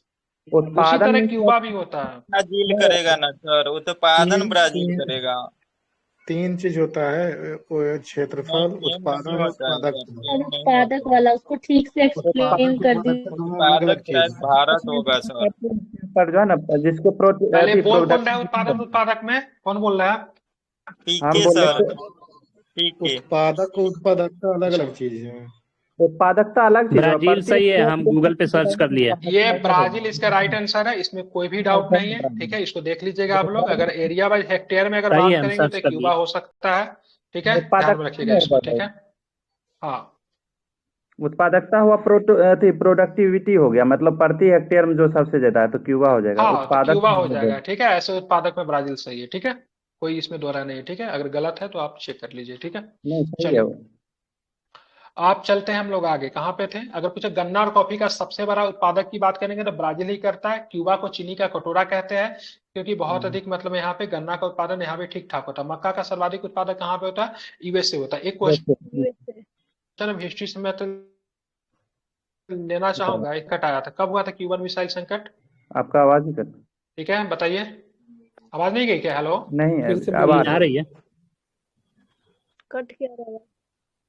मिसाइल संकट ये नहीं पता। 1962 में, ठीक है। 1962 में क्या हुआ था, कहानी सुना दूं क्या थोड़ा? एक्चुअली में सर। हुआ क्या था, कि क्यूबा जो था से एक आपका ऐसा एक देश है जो कि अमेरिका के बहुत पास है, ठीक है। यूएसए के काफी पास है, ठीक है। जब शीत युद्ध जब शुरुआत जब हुई थी, तो रसिया जब अमेरिका पे काउंटर करने के लिए उसको कोई ऐसा जगह नहीं मिल रहा था जो कि अमेरिका से बहुत पास हो, और अमेरिका रसिया से बहुत अधिक दूर है। कभी ऐसा मिसाइल छोड़ने की भी अगर बारी होती तो रसिया अमेरिका का कुछ भी बिगाड़ नहीं सकता था। और जबकि बात करें अमेरिका की बात करेंगे तो बहुत पास में रसिया के पहुंच चुका था। तो एक कंट्री जो था वहां का नेता जो फेडल कास्ट्रो बना, ठीक है, जो कि बहुत बड़े कम्युनिस्ट लीडर थे, उसने सारे अमेरिकी कंपनी को मतलब बाहर निकाल दिया, और अमेरिकी कंपनी के पूंजीवादी नीतियों के खिलाफ थे। और उन्होंने मतलब क्या किया, अमेरिका के मतलब एकदम सर तान के मतलब उसका सामना करना का शुरू किया। और इसी संपर्क में क्या हुआ, जब फिदल कास्ट्रो को जब लगा कि अमेरिका जब मेरे ऊपर जो काउंटर स्ट्राइक करेगा, तो उसने मतलब रसिया की राह मतलब पकड़ी, रसिया इसके सपोर्ट में आ गया। और रसिया क्या किया, क्यूबा में मिसाइल मतलब स्थापित कर दिया, उसका मुंह घुमा के रख दिया कि इधर यूएसए की तरफ। इस घटना को क्यूबन मिसाइल संकट के नाम से जानते हैं, क्योंकि मतलब रसिया भी पूरी तरीके से मिसाइल तैयार कर रखा था और उधर अमेरिका भी तैयार कर रखा था। अब ऐसा लग रहा था अब तुरंत मतलब क्या हो जाएगा, युद्ध की मतलब शुरुआत हो जाएगी। लेकिन अंतिम समय पे दोनों देश की नेता मतलब बात मान जाते हैं और दोनों अपने अपने मिसाइल को मतलब हटा लेते हैं। 1962 की घटना थी क्यूबन मिसाइल संकट, इसको याद रखिएगा, ठीक है। वर्ल्ड हिस्ट्री का है, कई बार पूछा भी है। क्यूबन मिसाइल संकट क्या है, फिर क्यूबन मिसाइल संकट कब हुई थी, ठीक है। तो क्यूबा क्या था, एक तरह से मतलब बोल सकते एक युद्ध होता है जिसको हम लोग बोलते हैं, कौन सा युद्ध बोलते हैं? याद नहीं आ रहा। नहीं नहीं नहीं, मतलब वो ऐसा युद्ध जो कि मतलब दो देशों के बीच में, जैसे रसिया और मतलब क्या बोलते हैं, रसिया और मतलब अमेरिका के बीच था, लेकिन वो युद्ध लड़ा जाएगा किसी दूसरे भूमि पे। जैसे अफगानिस्तान में जो लड़ाई लड़ी गई तो रसिया और अमेरिका के बीच में था, लेकिन लड़ी गई उसको अमेरिका में लड़ी गई, ठीक है। तो उस युद्ध को शीत युद्ध नहीं बोलते हैं, और शीत युद्ध बोलते हैं, लेकिन उसको बोला जाता है मतलब इसमें शीत युद्ध में दोनों देश के बीच तो मनमुटाव रहता है, लेकिन जो उसका हाँ वो तो सपोर्टर ठीक ही है, लेकिन वो उसको बोला जाता है जो दूसरे भूमि पे जो लड़ाई होता है ना किसी दो देशों के बीच में, उसका नाम मुझे याद नहीं आ रहा, कुछ बोलते हैं उसको, मैं बता दूंगा। सूर्य की ऊर्जा उत्पन्न होती है, किससे होती है? आयनन द्वारा होती है, नाभिकीय विखंडन द्वारा होती है, नाभिकीय संलयन द्वारा होती है। किसके द्वारा होती है? Nuclear fusion. बिल्कुल नाभिकीय संलयन के द्वारा होती है, पता ही है आपको, ठीक है, ध्यान में रखेंगे। नाभिकीय संलयन के द्वारा होती है, ठीक है। मौसम में परिवर्तन पृथ्वी के किस गति की विशेषता से होता है? मौसम में परिवर्तन बताई जा रहा है किसके वजह से होता है? ये तो धुरी पे झुकाव पृथ्वी का है, उसी कारण। दोनों हो जाएगा। मौसम पृथ्वी की किस विशेषता से होता है मौसम में परिवर्तन? तो धुरी पे और सूर्य के चारों ओर परिक्रमा करता है, तो दोनों रीजन के कारण होता है। ठीक है, बात करेंगे उसको। ठीक है, निम्नलिखित में से कौन सा युग्म सही सुमेलित नहीं है? ठीक है, फॉन की बात करेंगे, आलस पर्वत, बोरा पोलैंड, खमसीन मिस्र या फिर मिस्टर राइन घाटी। बताइए कौन सा सही नहीं है? बोरा एडियाटिक तट है ना, बोरा गलत लग रहा है, एडियाटिक तट। ठीक है, बोरा की बात करेंगे तो ये इटली के उत्तरी भाग में ये आपको देखने को मिलता है। ठीक है, ध्यान में रखिए इटली। ठीक है, और ये देखिएगा खमसीन की बात करेंगे मिस्र, और मूवी में देखिएगा जो पठान लोग जो होंगे इस नाम से गाली भी देते हैं। ठीक है, तो ये बहुत ही गर्म हवा होता है, बहुत ही खतरनाक होता है। फोन की बात करें आल्प्स पर्वत का है। अब मिस्टल जो होती है ठंडी हवा होती है जो कि राइन घाटी में बहती है। ठीक है, आगे से निम्नलिखित में से कौन सा राइन घाटी कहाँ पड़ेगा? राइन घाटी जर्मनी। किस देश में बहती है? स्पेन। राइन घाटी ये आपको जर्मनी में राइन घाटी आपको पड़ता है। तो कोई एक जगह नहीं होगा राइन घाटी, और भी बहुत सारे क्षेत्र हो सकते हैं, लेकिन मुख्यतः राइन घाटी जो होता है ना कोयला के लिए जाना जाता है। राइन घाटी किसके लिए है? तो कोयला उत्पादन के लिए जाना जाता है। ठीक है, रूर प्रदेश वही ना, कोयला ढोने वाले नदी हाँ, भी रूर कहते प्रदेश भी कहते हैं। ठीक है, अब चलेंगे निम्नलिखित में से कौन सा नृत्य, ठीक है ध्यान में रखें, निम्नलिखित में से कौन सा नृत्य की बात करेंगे हैं। सतरिया दक्षिण तो भारत दक्षिण में। भारत से संबंधित नहीं है। तो सत्रिया आप लोग जानते हैं कहाँ से असम। संबंधित है सत्रिया? तो बताने की आवश्यकता नहीं, असम से संबंधित है। तो यहाँ पे ध्यान में रखेंगे सारे के सारे शास्त्रीय नृत्य, इसमें से कुछ नृत्य का और भी हम लोग जोड़ेंगे, इसमें कथक को जोड़ देंगे और फिर एक से कथक कली को जोड़ देंगे। तो ये 6 प्रकार का नृत्य जो हो गया, कौन सा नृत्य हो गया? टोटल 8 कौन सा होता नृत्य हो है। गया ये? ठीक है, क्लासिकल तो डांस। ये क्लासिकल हाँ, डांस। एक इसमें से और भी जोड़ेंगे, एक मणिपुरी को जोड़ेंगे एक ओडिसी। जोड़ेंगे। तो ये कौन सा नृत्य हो गया? तो शास्त्रीय नृत्य या फिर क्लासिकल डांस हो गया। उम्मीद करते हैं इन सभी का राज्य बताने की मुझे आवश्यकता नहीं है, राज्य से आप लोग परिचित होंगे। ठीक है, चलिए निम्नलिखित में कौन सा सीपीयू में आया था 5 तारीख का। ये जो है एक संगीत अकादमी के अनुसार एक नया ऐड किया है, जिसे नमन नृत्य का दर्जा दिया है, वो छऊ हो जाएगा। 8 तो है ये छऊ नाट्य हो जाएगा? बिल्कुल, छऊ की बात करेंगे तो अभी मतलब इसको ये मुख्यतः आपको बात करें कहाँ पे देखने को, उड़ीसा का है ना छऊ? उड़ीसा झारखंड सभी में, थोड़ा बहुत बंगाल में। जगह पे थोड़ा सा बंगाल में भी बिल्कुल देखने को मिलेगा। ठीक है, निम्नलिखित में कौन सा त्योहार केरल से संबंधित है? तो केरल से संबंधित कौन सा त्योहार है? बाथम कुम्पा, पोंगल नहीं माना, ट्यूलिप नहीं माना, त्रिशूर पूसम। ठीक है, क्या होता है? त्रिशूर पूसम होता है, ये आपके केरल से। बथम कुम्पा की बात करेंगे तो कहाँ का बथम कुम्पा? तेलंगाना। यह आपका तेलंगाना का त्योहार है। इसमें माँ पार्वती का पूजा होता है, फूलों का त्योहार कहते हैं। किसको कहते हैं? इसको फूलों का त्योहार कहते हैं, माँ पार्वती का पूजा। पोंगल की बात करेंगे तो पोंगल का कहानी जो है, ठीक है, पोंगल की कहानी आप लोग जानते हैं। ठीक है, बिल्कुल तमिलनाडु का राइट आंसर है। ठीक है, इसमें क्या हुआ था पोंगल में? पोंगल में क्या होता है, एक तरह का ये कृषि फेस्टिवल है। ठीक है, क्या है? तो पोंगल भी एक तरह का आपका, ठीक है, एग्रीकल्चर फेस्टिवल है। ठीक है, ट्यूलिप की बात करेंगे, ट्यूलिप कहाँ का बता सकते हैं क्या? ट्यूलिप आपको जम्मू कश्मीर में मनाते हैं, जम्मू कश्मीर। ट्यूलिप गार्डन से याद रखेगा, ट्यूलिप गार्डन का उद्घाटन अभी हाल फिलहाल में कौन किया था, क्या बताएंगे? मनोज सिन्हा है राइट आंसर। मनोज पांडे नहीं, मनोज पांडे कौन? मनोज पांडे आर्मी के है। ठीक है, ये मनोज सिन्हा मनोज है। सिन्हा गवर्नर बिल्कुल, है तो अब हम जम्मू लोग कश्मीर। कहाँ चलेंगे? अब हम लोग चलेंगे, अब मनोज सिन्हा की बात करेंगे। कहाँ से आते हैं? पहले केंद्रीय रेल राज्य मंत्री थे, गाजीपुर से सांसद थे। कहाँ से थे? गाजीपुर इनका घर है मनोज सिन्हा का। ठीक है, जानते हुए कि गाजीपुर वाले अगर कोई होंगे तो। आप देखिए निम्नलिखित में से कौन सा असत्य है? हुसैन सागर तेलंगाना सही है, चिल्का उड़ीसा सही है, लोकटक मणिपुर सही है, कोलोरू गलत हो जाएगा। कोल्लूरू कोलोरू आंध्र कहाँ प्रदेश में है? है। बिल्कुल एपी में है। कहाँ पे है? एपी में है। बहुत सुंदर, वेरी गुड। जाकिर हुसैन कौन सा वाद्य यंत्र बताते हैं? तो बता देंगे, कोई दिक्कत नहीं है। अगला वादा। बिल्कुल, कौन सा बता? जाकिर हुसैन साहब की बात करेंगे, ध्यान में रखेगा। हाँ, एक चीज मैं बता दिया, त्रिशूल पूरम जो त्योहार जो था, ठीक है, उसमें 2 देवता का पूजा होता है, शिव और पार्वती जी की पूजा होती है। उत्तर भारत में भी एक त्योहार जो महिलाओं के द्वारा की जाती है, जिसमें शिव और पार्वती जी की पूजा होती है। कौन सा त्योहार है? शिवरात्रि नहीं वो नहीं है। महिलाएं के द्वारा होता है, घर में भी करती है कि माँ भाभी। तीज। बिल्कुल तीज। ठीक है, बिल्कुल तीज होता है, बिल्कुल तीज पूजा। ठीक है, तीज पूजा होता है। ठीक है, जाकिर हुसैन का आपने बता ही दिया क्या था? तबला प्रीति सिन्हा जी को पता होगा। ठीक है, तबला वादक। ठीक है, ध्यान में रखिएगा। ठीक है, प्रेसिडेंट था इसको जो आपको ध्यान में रखना है। और बिल्कुल पंडित रविशंकर जी तो क्या बजाते हैं? सितार बजाते, पता है। हरिप्रसाद चौरसिया बांसुरी बजाते, पता ही है। ठीक है, ध्यान में रखेंगे। ये बाबर जो था, क्या अकबर क्या बजाता था? अकबर नगाड़ा बजाता था। नगारा नगारा नगारा औरंगजेब भी ना। होता था ना, युद्ध वगैरह के समय में नगारा बजा के ना वो किया जाता है, ठीक है। गांव देहात में अभी भी मतलब डिगडिगी पीटा जाता है। डिगडिगी जानते क्या होता है? हाँ, ठीक है। हाँ, ढोलक टाइप का ही होता है, उसको डिगडिगी पीटना कहते हैं जब किसी भी चीज का अनाउंस किया जाता है, तो ठीक है। भारत में चिश्ती संप्रदाय को प्रारंभ करने का श्रेय किसे दिया जाता है, तो क्या बताएंगे? मोहिद्दीन दक्षिण चिश्ती। भारत का शेख रहमुद्दीन। दक्षिण भारत की पूछ रहा है, भारत नहीं, सॉरी मैं गलत पढ़ दिया। दक्षिण शेख भारत बुरादीन में है। गरीब को बोला जाता दक्षिण भारत में, ठीक है, दक्षिण भारत में, बिल्कुल ठीक है। लेकिन अगर पूछेगा भारत में चिश्ती संप्रदाय का शुरुआत किसने किया? हुमायूं चिश्ती। मोइनुद्दीन चिश्ती, ख्वाजा मोइनुद्दीन चिश्ती को जिनको ख्वाजा साहब कहते थे, इनका दरगाह भारत में कहाँ पे है? अजमेर। अजमेर अजमेर में। ठीक है, अजमेर शरीफ। इसी के दरगाह पे जब अकबर जब जाता है तो किससे मिलता है? ये 2 बार पैदल यात्रा करता है, 12 बार जाता है, ऐसे टोटल 14 बार जाता है। किससे मिलता नहीं पता है। अरे अजमेर शरीफ पे थोड़ी ना पैदल यात्रा करता, वो तो वहाँ उधर किसे? जाता है। अरे नहीं नहीं, जोधा क्या नहीं, वाइफ क्या था ना, उसी से मिलता है। नहीं, अजमेर शरीफ नहीं, मोइनुद्दीन चिश्ती के दरगाह पैदल पे ही आता इनसे मिला था। क्या नाम है उनके वाइफ का नाम क्या है? जोधा बाई, ये क्या बोलते हैं, उनसे यहीं पे मिला था, ठीक है। और हाँ आप भैया। जो बोले ना पैदल यात्रा करता है ना, उसका यात्रा करता है, क्या नाम है उसे? सलीम चिश्ती का पैदल यात्रा करता है, जिसे जहांगीर पैदल लेता है, ठीक है। नहीं नहीं, यहीं पे आता है, वो अजमेर ही आता है। 2 बार पैदल यात्रा होता है ना जहांगीर।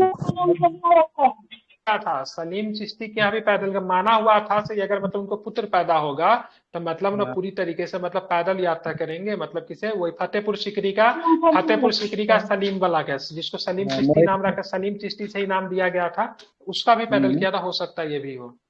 उसके कुटिया पर से जाता था बहुत। जहांगीर के शासनकाल में कौन दो चित्रकार थे, बताइए? ये तब पहले अब्दुल हसन, ये दोनों जानते हैं, बाकी नहीं जानते। ठीक है, अब्दुल समर साइड में अब्दुल हसन और अकारिजा, क्या नाम था? अब्दुल हसन और अकारिजा की बात करेंगे, ध्यान में रखेंगे। देखिए इसके समय में कौन कौन था, तो अब्दुल हसन था, अकारिजा था, मंसूर था, बिशन दास, ठीक है। मंसूर और बिशन दास का भी नाम याद रख लिए, जो सबके सब किसके समय में थे, ठीक है, किसके समय थे? तो ये आपके जहांगीर अकबर के समय में आते हैं, ठीक है। तो सैयद अली, अब्दुल समद खान, दसवंत, ठीक है, दसवंत जो था जीवित चित्र बना देता था, ठीक है, ध्यान में रखेंगे। जहांगीर के समय जो चित्रकारी जो होती थी, दरबार के दृश्य हो गया, प्राकृतिक क्या हो गया, ठीक है, प्राकृतिक का, पशु पक्षी का, पुष्पों का चित्र किया जाता है, ठीक है। जहांगीर के समय को, ठीक है, चित्रकला का गोल्डन पीरियड भी कहते हैं, ठीक है। लेकिन अगर बात करें चित्रकला का फैक्ट्री किसके समय स्थापित किया गया, चित्रकला का फैक्ट्री, तो चित्रकला का फैक्ट्री के बाद अकबर के समय स्थापित किया गया था, ठीक है। किसके समय चित्रकला जो था दरबार से रूबरू होके चला गया था? औरंगजेब के समय में, ठीक है। औरंगजेब के समय चित्रकला को प्रश्रय नहीं दिया गया, इसीलिए ये मुगल चित्रकला जो थे, जहां जहां से निकलेंगे या जगह जगह के क्षेत्र में जाएंगे तो वहां पे एक नवीन चित्रकला पद्धति का विकास होगा। जैसे बिहार में आ जाएंगे तो बिहार में मुगल चित्रकला जब मिलेगा बिहार के चित्रकला से, तो कौन सा कलम बन जाएगा? तो पटना कलम बनेगा। क्या बनेगा? पटना कलम, जिसमें बिहार के लोकल चीजों का, देसी चीजों का और मुगल चित्रकला का प्रभाव आपको देखने को मिलेगा। किसमें? तो पटना कलम में आपको इन सारे चीजों का प्रभाव आपको देखने को मिलेगा, ठीक है। आगे चल, अकबर द्वारा लड़े गए युद्धों का आरोही क्रम में सजाइए, तो सजाइए, तो सबसे पहले बात सजाइए कौन कब हुआ था, समय याद है तो याद हो जाएगा। चलिए पानीपत का दूसरी में साल लिख देता हूँ, 1556 में हो जाएगा, कोई दिक्कत नहीं। मेवाड़ 63 हुआ था ना, मेवाड़ वाला ध्यान नहीं आ रहा है। 67-68 में मेवाड़ जो हुआ था 1567-68 में, ठीक है। हल्दी घाटी का युद्ध तो आप लोग जानते हैं 1576, बहुत फेमस है। गुजरात विजय तो भूल ही नहीं सकते, 1572, जिसको गुजरात विजय को अकबर का कौन सा विजय कहा गया था? दुर्गगामी विजय, मतलब सबसे तीव्रगामी क्या था। और गुजरात विजय के दरवाजा इसी में स्थापित किया था। बिल्कुल बिल्कुल, फतेहपुर सिकरी में बुलंद दरवाजा की स्थापना इसी के क्रम में किया गया था। सबसे पहले कौन हो जाएगा? पानीपत, पानीपत के बाद मेवाड़, मेवाड़ के बाद गुजरात, गुजरात के बाद हल्दी घाटी। तो कौन सा ऑप्शन होगा? 1-3 वाला, 1-3-4-2, 1 नंबर, बिल्कुल ठीक है। तो ध्यान में रखेंगे, बिल्कुल कौन सा हो जाएगा? 63 के आंसर की बात करेंगे तो ए नंबर हो जाएगा, ठीक है, ध्यान में रखेंगे, ठीक है। अगर बात करेंगे पानीपत की पहली लड़ाई किसके किसके बीच में हुआ? अकबर और हेमू के बीच में हुआ। मेवाड़ का युद्ध की बात करें, मेवाड़ का युद्ध बात करेंगे तो अकबर के बीच में और किसके बीच में? ये मेवाड़ उदय कौन सिंह था? था क्या? उदय राणा सिंह। उदय सिंह, मेवाड़ के समय में, हाँ वही था, उदय सिंह ही था, बिल्कुल ठीक है, जो भाग गया था। हल्दी घाटी का अगर पूछेगा ना, अकबर ने जिहाद का नारा दिया था, किस युद्ध में दिया था? तो मेवाड़ के युद्ध में ही अकबर ने जिहाद का नारा दिया था। अगर बाबर ने किसी युद्ध में जिहाद का नारा दिया था, तो खनवा के युद्ध में बाबर ने जिहाद का नारा दिया था। अगर अकबर से अगर बाई द वे अगर पूछ लेंगे, इतना ध्यान रखिएगा, जिहाद का नारा जहां भी दिया जाएगा ना, वहां पे शासक क्या होगा? तो शासक वहां पे हिंदू हिंदू होगा, होगा। ठीक है, क्या होगा? शासक वहां पे हिंदू होगा, ठीक है, जैसे खनवा में राणा संगा, ठीक है, ध्यान में रखेंगे। बात करें मेवाड़ का युद्ध हो गया, गुजरात विजय तो जान ही गए, हल्दी घाटी में महाराणा प्रताप थे, पता ही है, ठीक है, बताने की आवश्यकता नहीं है। अब चलेंगे कितने नंबर प्रश्न? प्रश्न चलेंगे 64 नंबर, ठीक है। खालसा पंथ की स्थापना किसने की, तो क्या बताएंगे? गुरु गुरु गोविंद गोविंद सिंह गुरु गोविंद सिंह ने, 1699। ठीक है, ध्यान में रखेंगे, ठीक है, ध्यान में। तो गुरु गोविंद ने खालसा पंथ की स्थापना की, जफरनामा की रचना की, जफरनामा फारसी में था, ठीक है, ध्यान रखिए। पाहुल प्रथा की शुरुआत किसने की, ठीक है, अगर पूछेगा अमृतनगर शहर किसने बताया? रामदास ने बताया, ठीक है। गुरु अर्जुन देव ने क्या किया? तो गुरु अर्जुन देव ने, ठीक है, आदि ग्रंथ का संकलन किया। अगर पूछेगा करतारपुर साहिब जो पाकिस्तान में है, जो पाकिस्तान जो $10 जो चार्ज करता है करतारपुर साहिब के लिए, कितना चार्ज करता है? $10 जो चार्ज करता है, उस शहर को किसने बताया? गुरु अर्जुन देव ने बसाया था, ठीक है। कुछ मैं आपको एक्स्ट्रा फैक्ट बता दिया, इसको ध्यान में रखेंगे, ठीक है। इस गुरु अर्जुन देव की हत्या करवा दी गई थी, किसके द्वारा? जहांगीर के द्वारा करवा दी गई थी, ठीक है, किसके द्वारा? जहांगीर के द्वारा हत्या करवा दी गई थी, ठीक है। और कहाँ गया? और औरंगजेब ने किसकी हत्या करवा दी थी, क्या बताएंगे? तो गुरु तेग बहादुर की हत्या औरंगजेब ने करवा दी थी, ठीक है, ध्यान में रखेंगे इसको, बहुत सुंदर, वेरी गुड, ठीक है। आगे चलते हैं, आगे प्रश्न क्या उसको भी देखेंगे। डचों की पहली फैक्ट्री कहाँ पे स्थापित की गई, तो क्या बताएंगे या फिर नहीं बताएंगे, ठीक है। डचों 1505। की पहली फैक्ट्री, बहुत सुंदर, बेहतरीन बताया आपने, ठीक है, ध्यान में इसको रखेंगे। तो डचों की पहली फैक्ट्री 1505 की ये बात रहेगा। करेंगे तो 1605 होना चाहिए, 1505 नहीं होगा, ठीक है। 1605, 1605 बोलेंगे सर कहाँ पे हुई थी? तो मसूलीपट्टनम में हुई थी। कहाँ पे हुई थी? तो मसूलीपट्टनम में मछलीपट्टनम। हुई थी। कहाँ पे हुई थी? मसूलीपट्टनम में। आप बोलेंगे मसूलीपट्टनम कहाँ पड़ता है? तो आंध्र प्रदेश में पड़ता है। कहाँ पे पड़ता है? आंध्र प्रदेश में।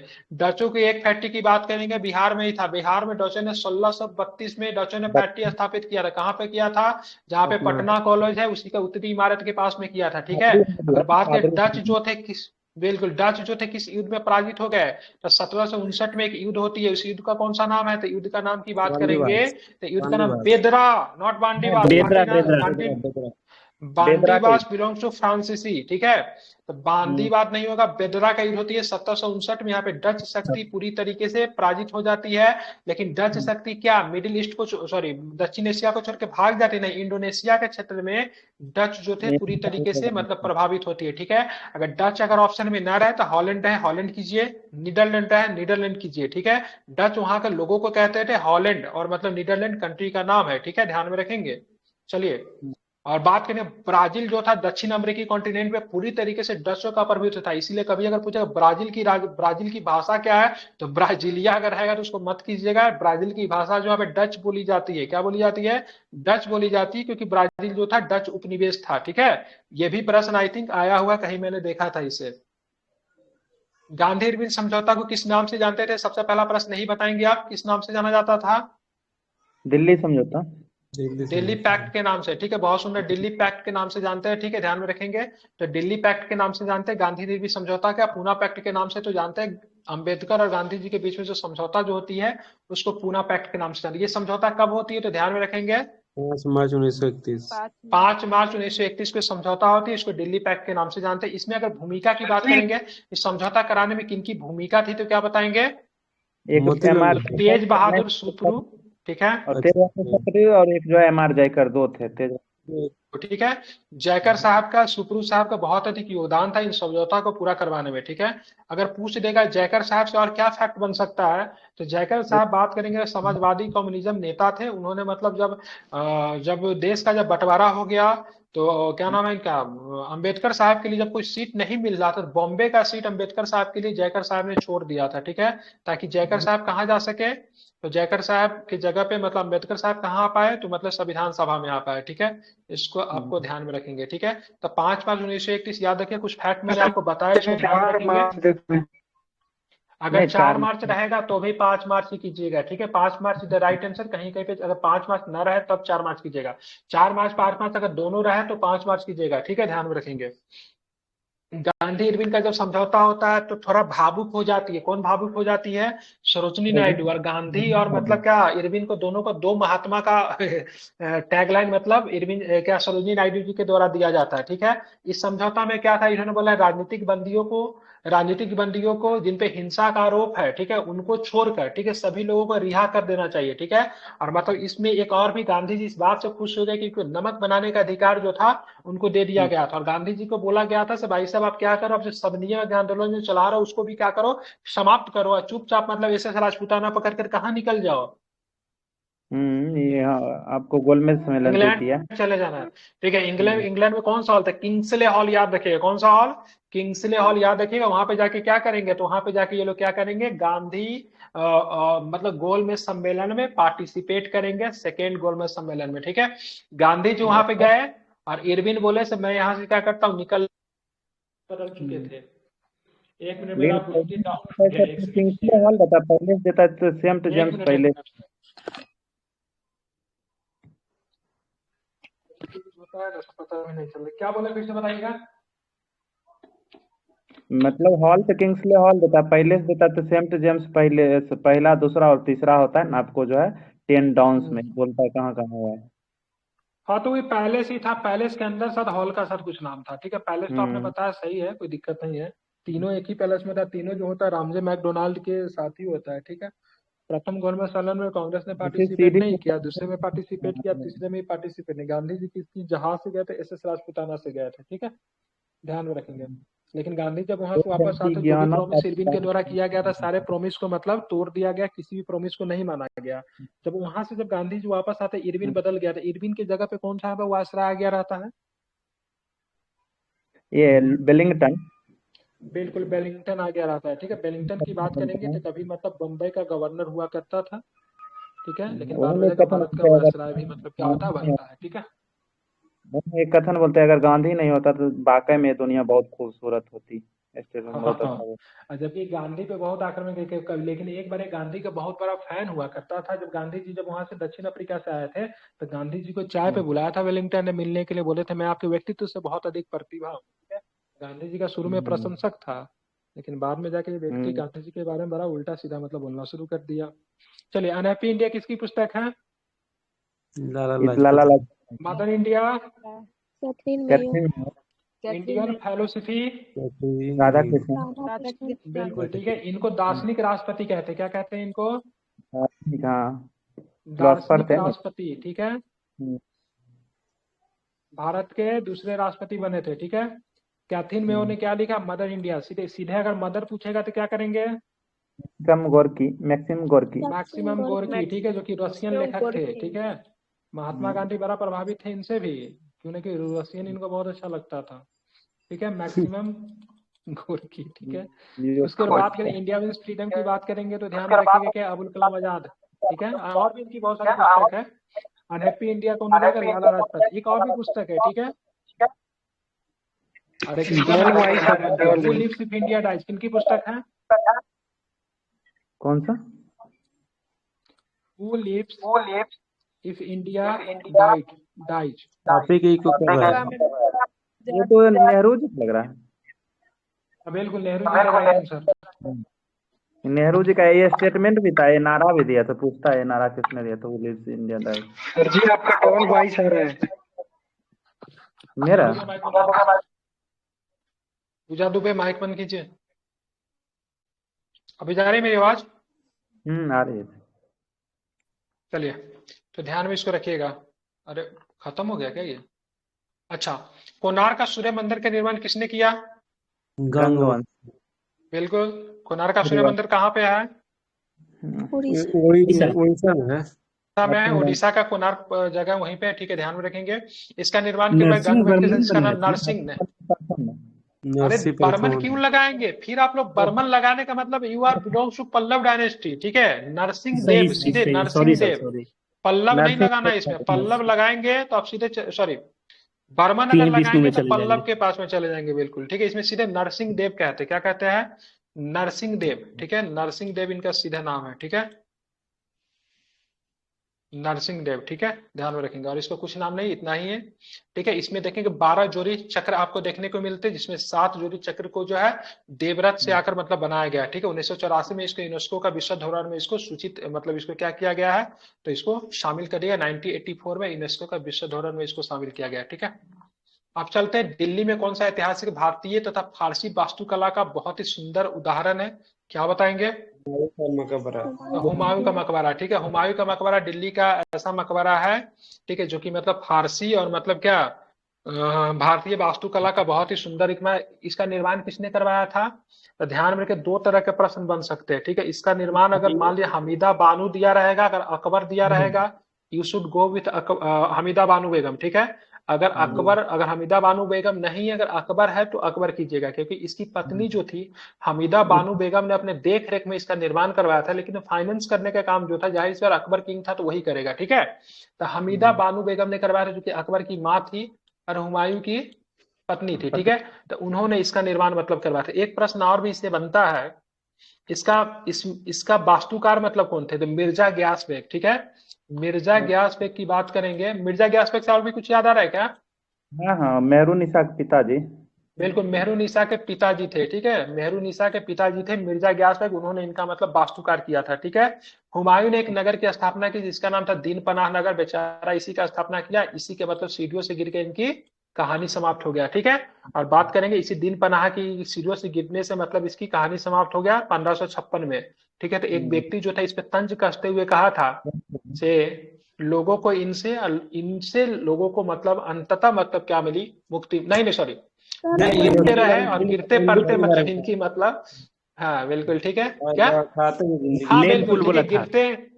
गिरते पड़ते रहे, आखिर इनकी मौत भी गिरते पड़ते हो गई, ठीक है। ये स्टेटमेंट क्या लेन लेनपुल पुल का बोला है। था। और मैंने जो पहले जो बताया था ना, वो इसके क्या नाम है इसका, एमबीटी को बोला था वो, एमबीटी के बारे में। वो तंज कौन कसता है एमबीटी पे? बदायूनी। जियाउद्दीन सदाईनी बद्री। कहता है, कौन है? हाँ बिल्कुल ठीक है, वो सर कौन सदाईनी बोला कहता था है, कि ठीक है। राजा को प्रजा से और प्रजा को राजा से मुक्ति मिली? अंततः ये जो है बदायूनी ने, बदायूनी बदायूनी ने कहा था मोहम्मद बिन तुगलक के बारे में, ठीक है। ये सर है। दूसरी बात, ये एक ऐसा मकबरा है जिसे पितरा दिउरा का प्रयोग किया गया। कौन सा? चित्रादुरा। आप बोलेंगे सर पितरा दिउरा क्या होता है, तो मैं भी ये भी समझा था। हालांकि मैं आर्ट एंड कल्चर जब पढ़ा रहा था इतिहास में, तो बड़ा डिटेल से पढ़ा था, तो एक एक दिन तक ले मैंने पूरा पितरा दिउरा का बहुत ही अच्छे से मतलब समझाया था। यहाँ पे देखेंगे ना, तो यहाँ पे जो संगमरमर जो होता है ना, उसमें जड़ी बूटियों का प्रयोग किया गया। महिलाएं इसको ज्यादा मतलब समझ सकती है। आप देखते हुए आपका जो ड्रेस वगैरह जो होता है, तो उसपे देखिएगा तरह तरह के मतलब मेटल वगैरह सब क्या बोलते हैं उसको लगा रहता है। तो उसी तरह के यहाँ पे बहुत ही सुंदर सुंदर मतलब, ठीक है, वहाँ पे कढ़ाई किया क्या हुआ। बोलते हैं उसको, कढ़ाई, कढ़ाई नहीं कह सकते, जरी बोलते हैं, उसका प्रयोग किया गया ताकि चमकदार रहे, ठीक है। तो काफी खर्च किया गया था, ठीक है, ध्यान में रखेंगे। इसको ताजमहल का पूर्ववर्ती भी कहते हैं, ठीक है, ये भी ध्यान में रखिएगा। ताजमहल का क्या बोलते हैं? ताजमहल एक फिल्म में, हाँ एक फिल्म में मतलब क्या बोलूं, क्या बोलते हैं उसको, ठीक है, नायिका ने बोला से भाई साहब मुझे ताजमहल दिखाओ, ठीक है। तो नायक ने उसको दिखा दिया था, इसे बोला था यही ताजमहल, केवल इसका रंग जो है क्या है, तो इसका रंग जो है क्या है, कैसा रंग होगा इसका? इसका भूरा टाइप है ना, ब्राउन। नहीं नहीं नहीं, ठीक है, ये पूरा महल ही की बात है, पूरा पूरा रेड में है, ठीक है। क्या है? पूरा महल ही मतलब क्या है, रेड में है। तो इसको ताजमहल का पूर्ववर्ती कहते हैं। मतलब ताजमहल की संकल्पना होने से पहले इसका निर्माण हो चुका था, ठीक है। और ताजमहल की फुअर कॉपी की बात करेंगे तो औरंगाबाद दक्षिण में जो आपको देखने को मिलता है, इसको क्या बोलते हैं उसको? हाँ बीबी का मकबरा को कहते हैं, ठीक है। और फुअर कॉपी बीबी का इसको मकबरा ताजमहल का, औरंगजेब की। हाँ ठीक है, इसको ताजमहल का पूर्ववर्ती कहते हैं, ठीक है, ध्यान में रखेंगे। अब देखिए in which style of the Kailash temple पर एलोरा बिल्ट। कैलाश टेम्पल आपको कहाँ पे देखने को मिलता है? कहाँ पे देखने को मिला कैलाश टेम्पल? ये तो अरे एलोरा लग गया था, क्या दिक्कत है इसमें? एलोरा लग गया था, एलोरा कहाँ है उसी से अंदाजा लगाइए इसको। एलोरा तो महाराष्ट्र में है, औरंगाबाद। बिल्कुल ठीक है, लेकिन इसको इसका निर्माण किसने करवाया था? कृष्ण प्रथम किस वंश का शासक था? राष्ट्रकूट का है। लगभग महाराष्ट्र का, आंध्र प्रदेश महाराष्ट्र में हाँ पड़ता तो था। बिल्कुल बिल्कुल, आप दक्षिण में है, दक्षिण में कौन सी कला प्रचलित थी? ये बेसर में नहीं डबे, ठीक है, ठीक है, दोनों अगर गर्मी मिलाएंगे तो बेशक, ठीक है, ध्यान में रखेंगे, बिल्कुल डेबिट है, ठीक है। इससे आप चाहेंगे तो ऐसे प्रश्न को कनेक्ट कर सकते हैं, शासक को उठाइए, शासक को वंश को उठाइए, वंश से उस एरिया में पहुंचे, उस एरिया में कौन सा आर्ट एंड कल्चर था। अगर इस प्रश्न को अगर नहीं भी पता रहता तो आपको पता रहता कृष्ण प्रथम जो था, ठीक है, राष्ट्रकूट का शासक था। राष्ट्रकूट का बात करेंगे तो आंध्रा और थोड़ा सा मतलब महाराष्ट्र के क्षेत्र में आपको देखने को मिलता है, तो उससे आप प्रश्न को डील कर सकते थे, ठीक है, क्योंकि उस क्षेत्र में आपको आपको डेबिट आर्ट ऑफ शैली ही आपको देखने को मिलेगी, ठीक है। लेकिन कालीबंगा की खुदाई, चालुक्य में क्या? बेसर शैली था। चालुक्य लेकिन कर्नाटका में पड़ता है, लेकिन बेसर शैली ज्यादा था वहाँ प्रचलित चालुक्य में, दोनों के मिक्स। अपवाद है कहीं कहीं पे। चलिए, कालीबंगा की खुदाई किसके निर्देशन में हुई तो बता ही देंगे। बीवी लाल बीके लाल और बीके थापर दोनों हो जाएगा। बहुत सुंदर, बेहतरीन बताया आपने, ठीक है, ध्यान में रखिएगा। तो इसकी बात करेंगे बी और सी, ठीक है, बीबी लाल और बीके थापर। इसके नेतृत्व में कब हुई थी? 55 में ना, 53 की 55 किया गया, ठीक है। 1951, 1953 भी कहीं कहीं पे देखते हैं, 1953 भी दिया। इसका अलमानंद घोष ने किया था 1951 में, ठीक है, अलमानंद घोष ने 1951 में किया था। जबकि बीबी लाल और बीके थापर ने इसकी खोज की बात करें 1961 में हुआ था। तो अलमानंद घोष का भी थोड़ा सा योगदान जाता है, ठीक है, लेकिन मुख्य रूप से बीबी लाल मतलब पता जो लगाया था ना, खोज मतलब क्या कर, खोज की बात करेंगे ना तो खोज मतलब इसी ने कर लिया था यहाँ पे एक ऐसा जगह है, ठीक है, लेकिन पूरी खुदाई वगैरह जो किया था बीबी लाल और बीके थापर ने मिलके 1961 के आसपास मतलब इसकी खुदाई हुई थी। बोलेंगे कालीबंगा जो किस नदी के किनारे, तो क्या बताएंगे? घग्गर। बिल्कुल, खग्गर नदी के किनारे आपको ये देखने को आपको मिलता है, ठीक है, ध्यान में रखेंगे, ठीक है। चलिए बात करेंगे, हाँ हाँ, ये नदी ये नदी है अभी वर्तमान में। हाँ हाँ, मतलब ये भी लुप्त हो जाता है रेगिस्तान में, इसे भी द रिवर हाँ, ऑफ रेगिस्तान में ये भी लुप्त हो जाता है, बिल्कुल, ठीक है। बात करेंगे यहाँ से मतलब जोते हुए खेत का मतलब जोते हुए खेत का मतलब साक्ष्य आपको देखने को मिला, ठीक है, ध्यान में। दूसरी बात देखेंगे, मोहनजोदड़ो में हड़प्पा में शवों को दफनाने या फिर शवों को मतलब जलाने की प्रथा थी, लेकिन यहाँ पे 3 विधि आपको देखने को मिलता है शवों को, मतलब यहाँ पे 3 प्रकार की अंत्येष्टि सरकार की जाती थी। तो आप बोलोगे सर 3 प्रकार का क्या होता था? एक में तो सबको जलाते थे, एक में सबको मतलब क्या कर दफना देते हैं, एक में खुला छोड़ देते थे, क्या करते थे? खुला ही छोड़ देते थे, आधा सब जला हाँ के मतलब हाँ खुला छोड़ देते थे। तो वही मतलब तीनों प्रकार की विधि आपको यहाँ पे देखने को मिलता है, ठीक है। जैन धर्म में किस तीर्थंकर का उल्लेख ऋग्वेद में आपको देखने को मिलता है? बता ही देंगे, कोई दिक्कत नहीं है। ऋषभदेव और अष्टनेमी। बिल्कुल ठीक है। तो ऋषभदेव अष्टनेमी का मतलब आपको उल्लेख आपको ऋग्वेद में आपको देखने को मिलता है, ठीक है। जबकि ऋषभदेव की बात करेंगे तो प्रथम तीर्थंकर थे, अष्टनेमी की बात करेंगे तो 22वें नंबर के तीर्थंकर थे। महावीर स्वामी की बात करेंगे कितने नंबर के तीर्थंकर थे? 24 नंबर। सॉरी, ठीक है, ध्यान में रखेंगे। और 540 या फिर नए वाले किताब के अनुसार 599 लेता है, ठीक है, ध्यान में रखिएगा, ठीक है। एनसीईआरटी का है ये, कुंडग्राम में हुआ तो पता ही है। अब क्या ही बात को, किस नदी के किनारे इनको ज्ञान की प्राप्ति हुआ था ये बताइए तो जरा। ये रिजुपालिका नदी के किनारे इनको ज्ञान की प्राप्ति हुई थी। बहुत सुंदर, वेरी गुड, ठीक है। 73 नंबर प्रश्न देखिए, चरक को किसमें मिलाएंगे आप? तो चरक संहिता में मिला देंगे, वासनाएं को मिलाएंगे, कामसूत्र में मिलाएंगे, नागसेन की बात करेंगे मिलिंद पन्हों में मिलाएंगे, और भास की बात करेंगे स्वप्न वासदत्ता। मिलिंद पन्हों की बात करेंगे बौद्ध साहित्य है, जिसमें मिलिंद जो था राजा, मिलिंद क्या है? राजा है। मिलिंद क्या है? तो राजा है। मिलिंद के प्रश्न होते हैं, ठीक है। नागसेन के मतलब जवाब होता है, ठीक है। ये पूरी तरीके से आप देखोगे से पूरी तरीके से जो है ना, ठीक है, पूरा दर्शन पे आधारित है, ठीक है। आप सुन के आपका दिमाग कांप जाएगा, ठीक है। मतलब मिलिंद जो था ऐसा ऐसा प्रश्न करता है, और नागसेन बड़े सावधानी से उनका जवाब देते हैं, ठीक है। तो दोनों का बीच में ये बोलेगा क्या है, तो बोलेगा संवाद है। कैसा संवाद है? तो बौद्ध संवाद है, मतलब बौद्ध धर्म से संबंधित है, ठीक है। तो मिला लीजिए इसको, जो भी होगा देख लीजिएगा। चरक संहिता में पूछता है टोटल हड्डी की संख्या कितना था, तो 360 था, एनसीईआरटी में डाला है। क्योंकि उस समय क्या था? हड्डी की संख्या जो है चरक संहिता के अनुसार कितना है, तो 360 हो जाएगा, 360। क्योंकि उस समय कार्टिलेज वगैरह की उत्पत्ति नहीं, मतलब उस समय पता नहीं था, सभी काउंट कर लिया, ठीक है। भारत पर आक्रमण करने वाला प्रथम तुर्क शासक बताइए कौन हो जाएगा? सुप्तगीन। कौन हो जाएगा? सुप्तगीन, ठीक है, ध्यान में रखेंगे, ठीक है, ध्यान में रखेंगे। सुप्तगीन जो था, ठीक है, ध्यान में रखेंगे। सुप्तगीन के बाद अल्पतगीन आता, अल्पतगीन के बाद महमूद कौन आएगा? गजनबी या फिर गौरी? गजनबी बिल्कुल गजनबी आएगा, ठीक है, ध्यान में रखेंगे, ठीक है। तो सबसे पहले तुर्क शासक की बात के सुबक्तगीन होगा। और सुबक्तगीन जो था हिंदू शासक जयपाल को हराया था, साथ में जयपाल ने सर सुसाइड कर लिया था क्या?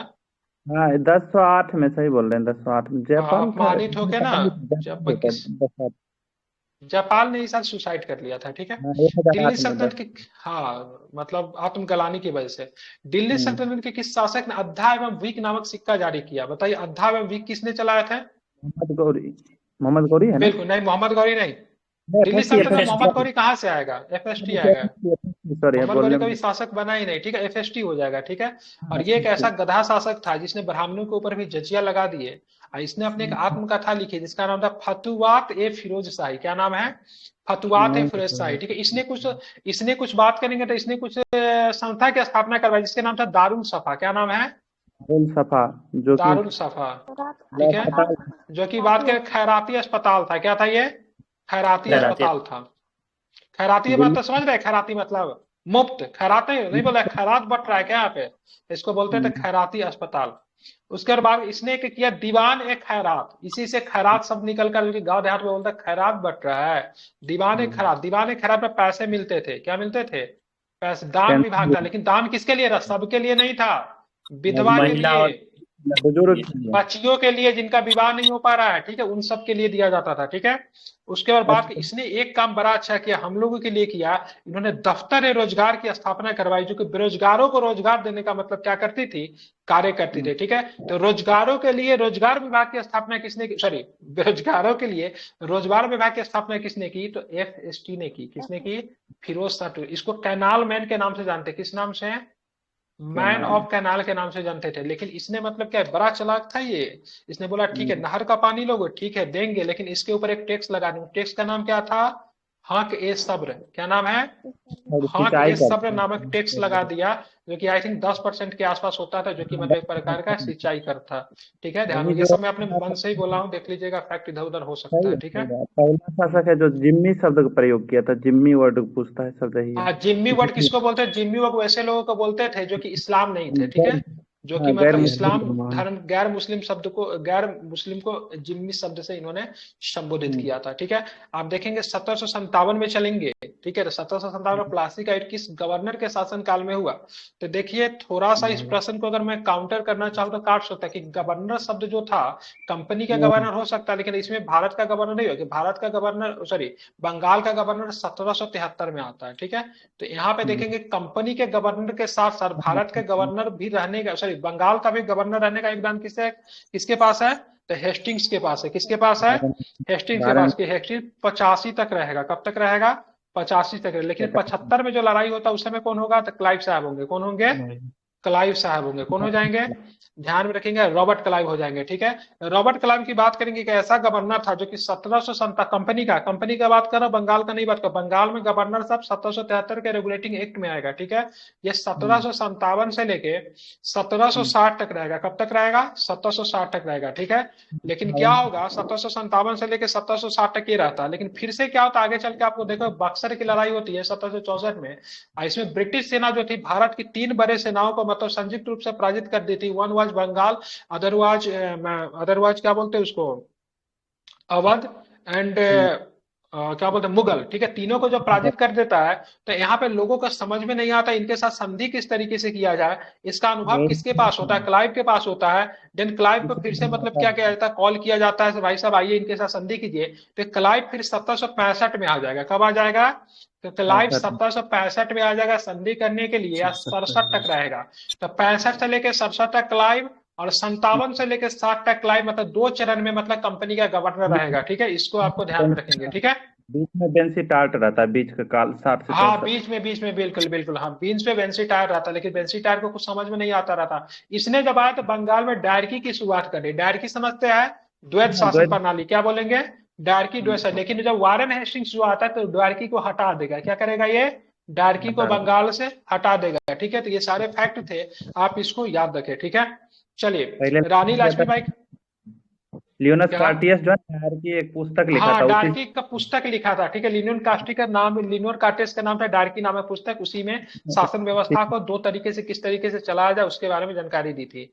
अब यहाँ पे रानी लक्ष्मीबाई का जन्म के बारे में बात हुई। जन्म कहाँ हुआ था? वाराणसी में इनका जन्म हुआ। विवाह कहाँ हुआ? झांसी में इनका विवाह हुआ, ठीक है। ग्वालियर में शहीद हो गई। कब हो गई? तो ग्वालियर में ये शहीद हो गई। ठीक है, तो 3 जगह पे इनका 3 काम हुआ था। इतिहास में ऐसे एक लोग और भी है जिनका नाम क्या है, क्या नाम है? 3 जगह पे 3 काम करने वाले इतिहास में इनका क्या नाम है यार? सिकंदर। सिकंदर का जन्म, मृत्यु और क्या बोलते हैं हाँ, सभी जगह उसका अलग अलग हुआ था। ठीक है, उसी तरह से इनका जन्म वाराणसी में है, मणिकर्णिका कहते थे ना, मणिकर्णिका घाट कहाँ पे है ना? ठीक है, उसके बाद बात करेंगे झांसी में इनका विवाह हुआ था, और ग्वालियर में इनका क्या हुआ, देहांत हो गया था, मतलब शहीद हुई थी। ठीक है, ध्यान में रखेंगे, इसको याद रखिएगा। ठीक है, इनके खिलाफ की बात करेंगे तो इनके खिलाफ मतलब ब्रिटिश सेनापति कौन था जो नेतृत्व कर, हुरोज नाम था। ठीक है, ध्यान में रखेंगे। अब आगे चलते आगे। ठीक है, यहाँ पे देखेंगे अहोम विद्रोह। अहोम विद्रोह कब हुआ? 1828। बिल्कुल ध्यान में रखेंगे। अहोम विद्रोह की बात करेंगे तो 1831-32 में। 32 नहीं, कोल होगा ना 1831-32 में। अहोम 28 में ही हुआ था। इसका आंसर एक मिनट देख लेता हूँ। मोपला। ना नंबर बताइए, पहले मोपला से मिलाइए ना। मोपला मोपला 1921 फिक्स है। कोल 1831-32, संताल पश्चिम 56। ठीक है, अहोम 1828 में, मतलब ए का 2, बी का 3, बी का 4 आ रहा है, तो ये होगा। ठीक है, मिल गया, कोई दिक्कत नहीं है। इसका नेता बताइए अहोम का। अहोम का नेता गोमधर कुंवर। बिल्कुल, गोमधर कुंवर, बहुत अच्छे। बताइए इसका नेता बताइए, कोल का बताइए। बुद्धो भगत। बुद्धो भगत। चलिए इसका नेता बताइए संथाल का। सिद्धू सिद्धू कानू, चांद भैरव। चांद भैरव, फूलो झालो। फूलो झालो था ना बहन का नाम। ठीक है, केरल का क्या था? अली अली मुदलियार। मुदलियार। ठीक है, सभी का नेता कंप्लीट, विदाउट। चलिए आगे चलेंगे तो आप बताएंगे, कोई डाउट है तो पूछ सकते हैं। ठीक है, चंद्रशेखर आजाद की मृत्यु पर हिंदुस्तान सोशलिस्ट रिपब्लिक आर्मी ने किसे अपना नेता चुन लिया? किसे चुन लिया बता ही देंगे, कोई दिक्कत नहीं है। नहीं, दिक्कत हो सकता है इसमें। ठीक है, यशपाल को चुना था। ठीक है, किसे चुना था? यशपाल को चुना था। ठीक है, क्योंकि चंद्रशेखर आजाद जी की मृत्यु कब हुई थी? चंद्रशेखर आजाद जी की मृत्यु कब हुई थी? लगता है इलाहाबाद में अल्फ्रेड नोबेल पार्क में गोली मार लिए थे अपने।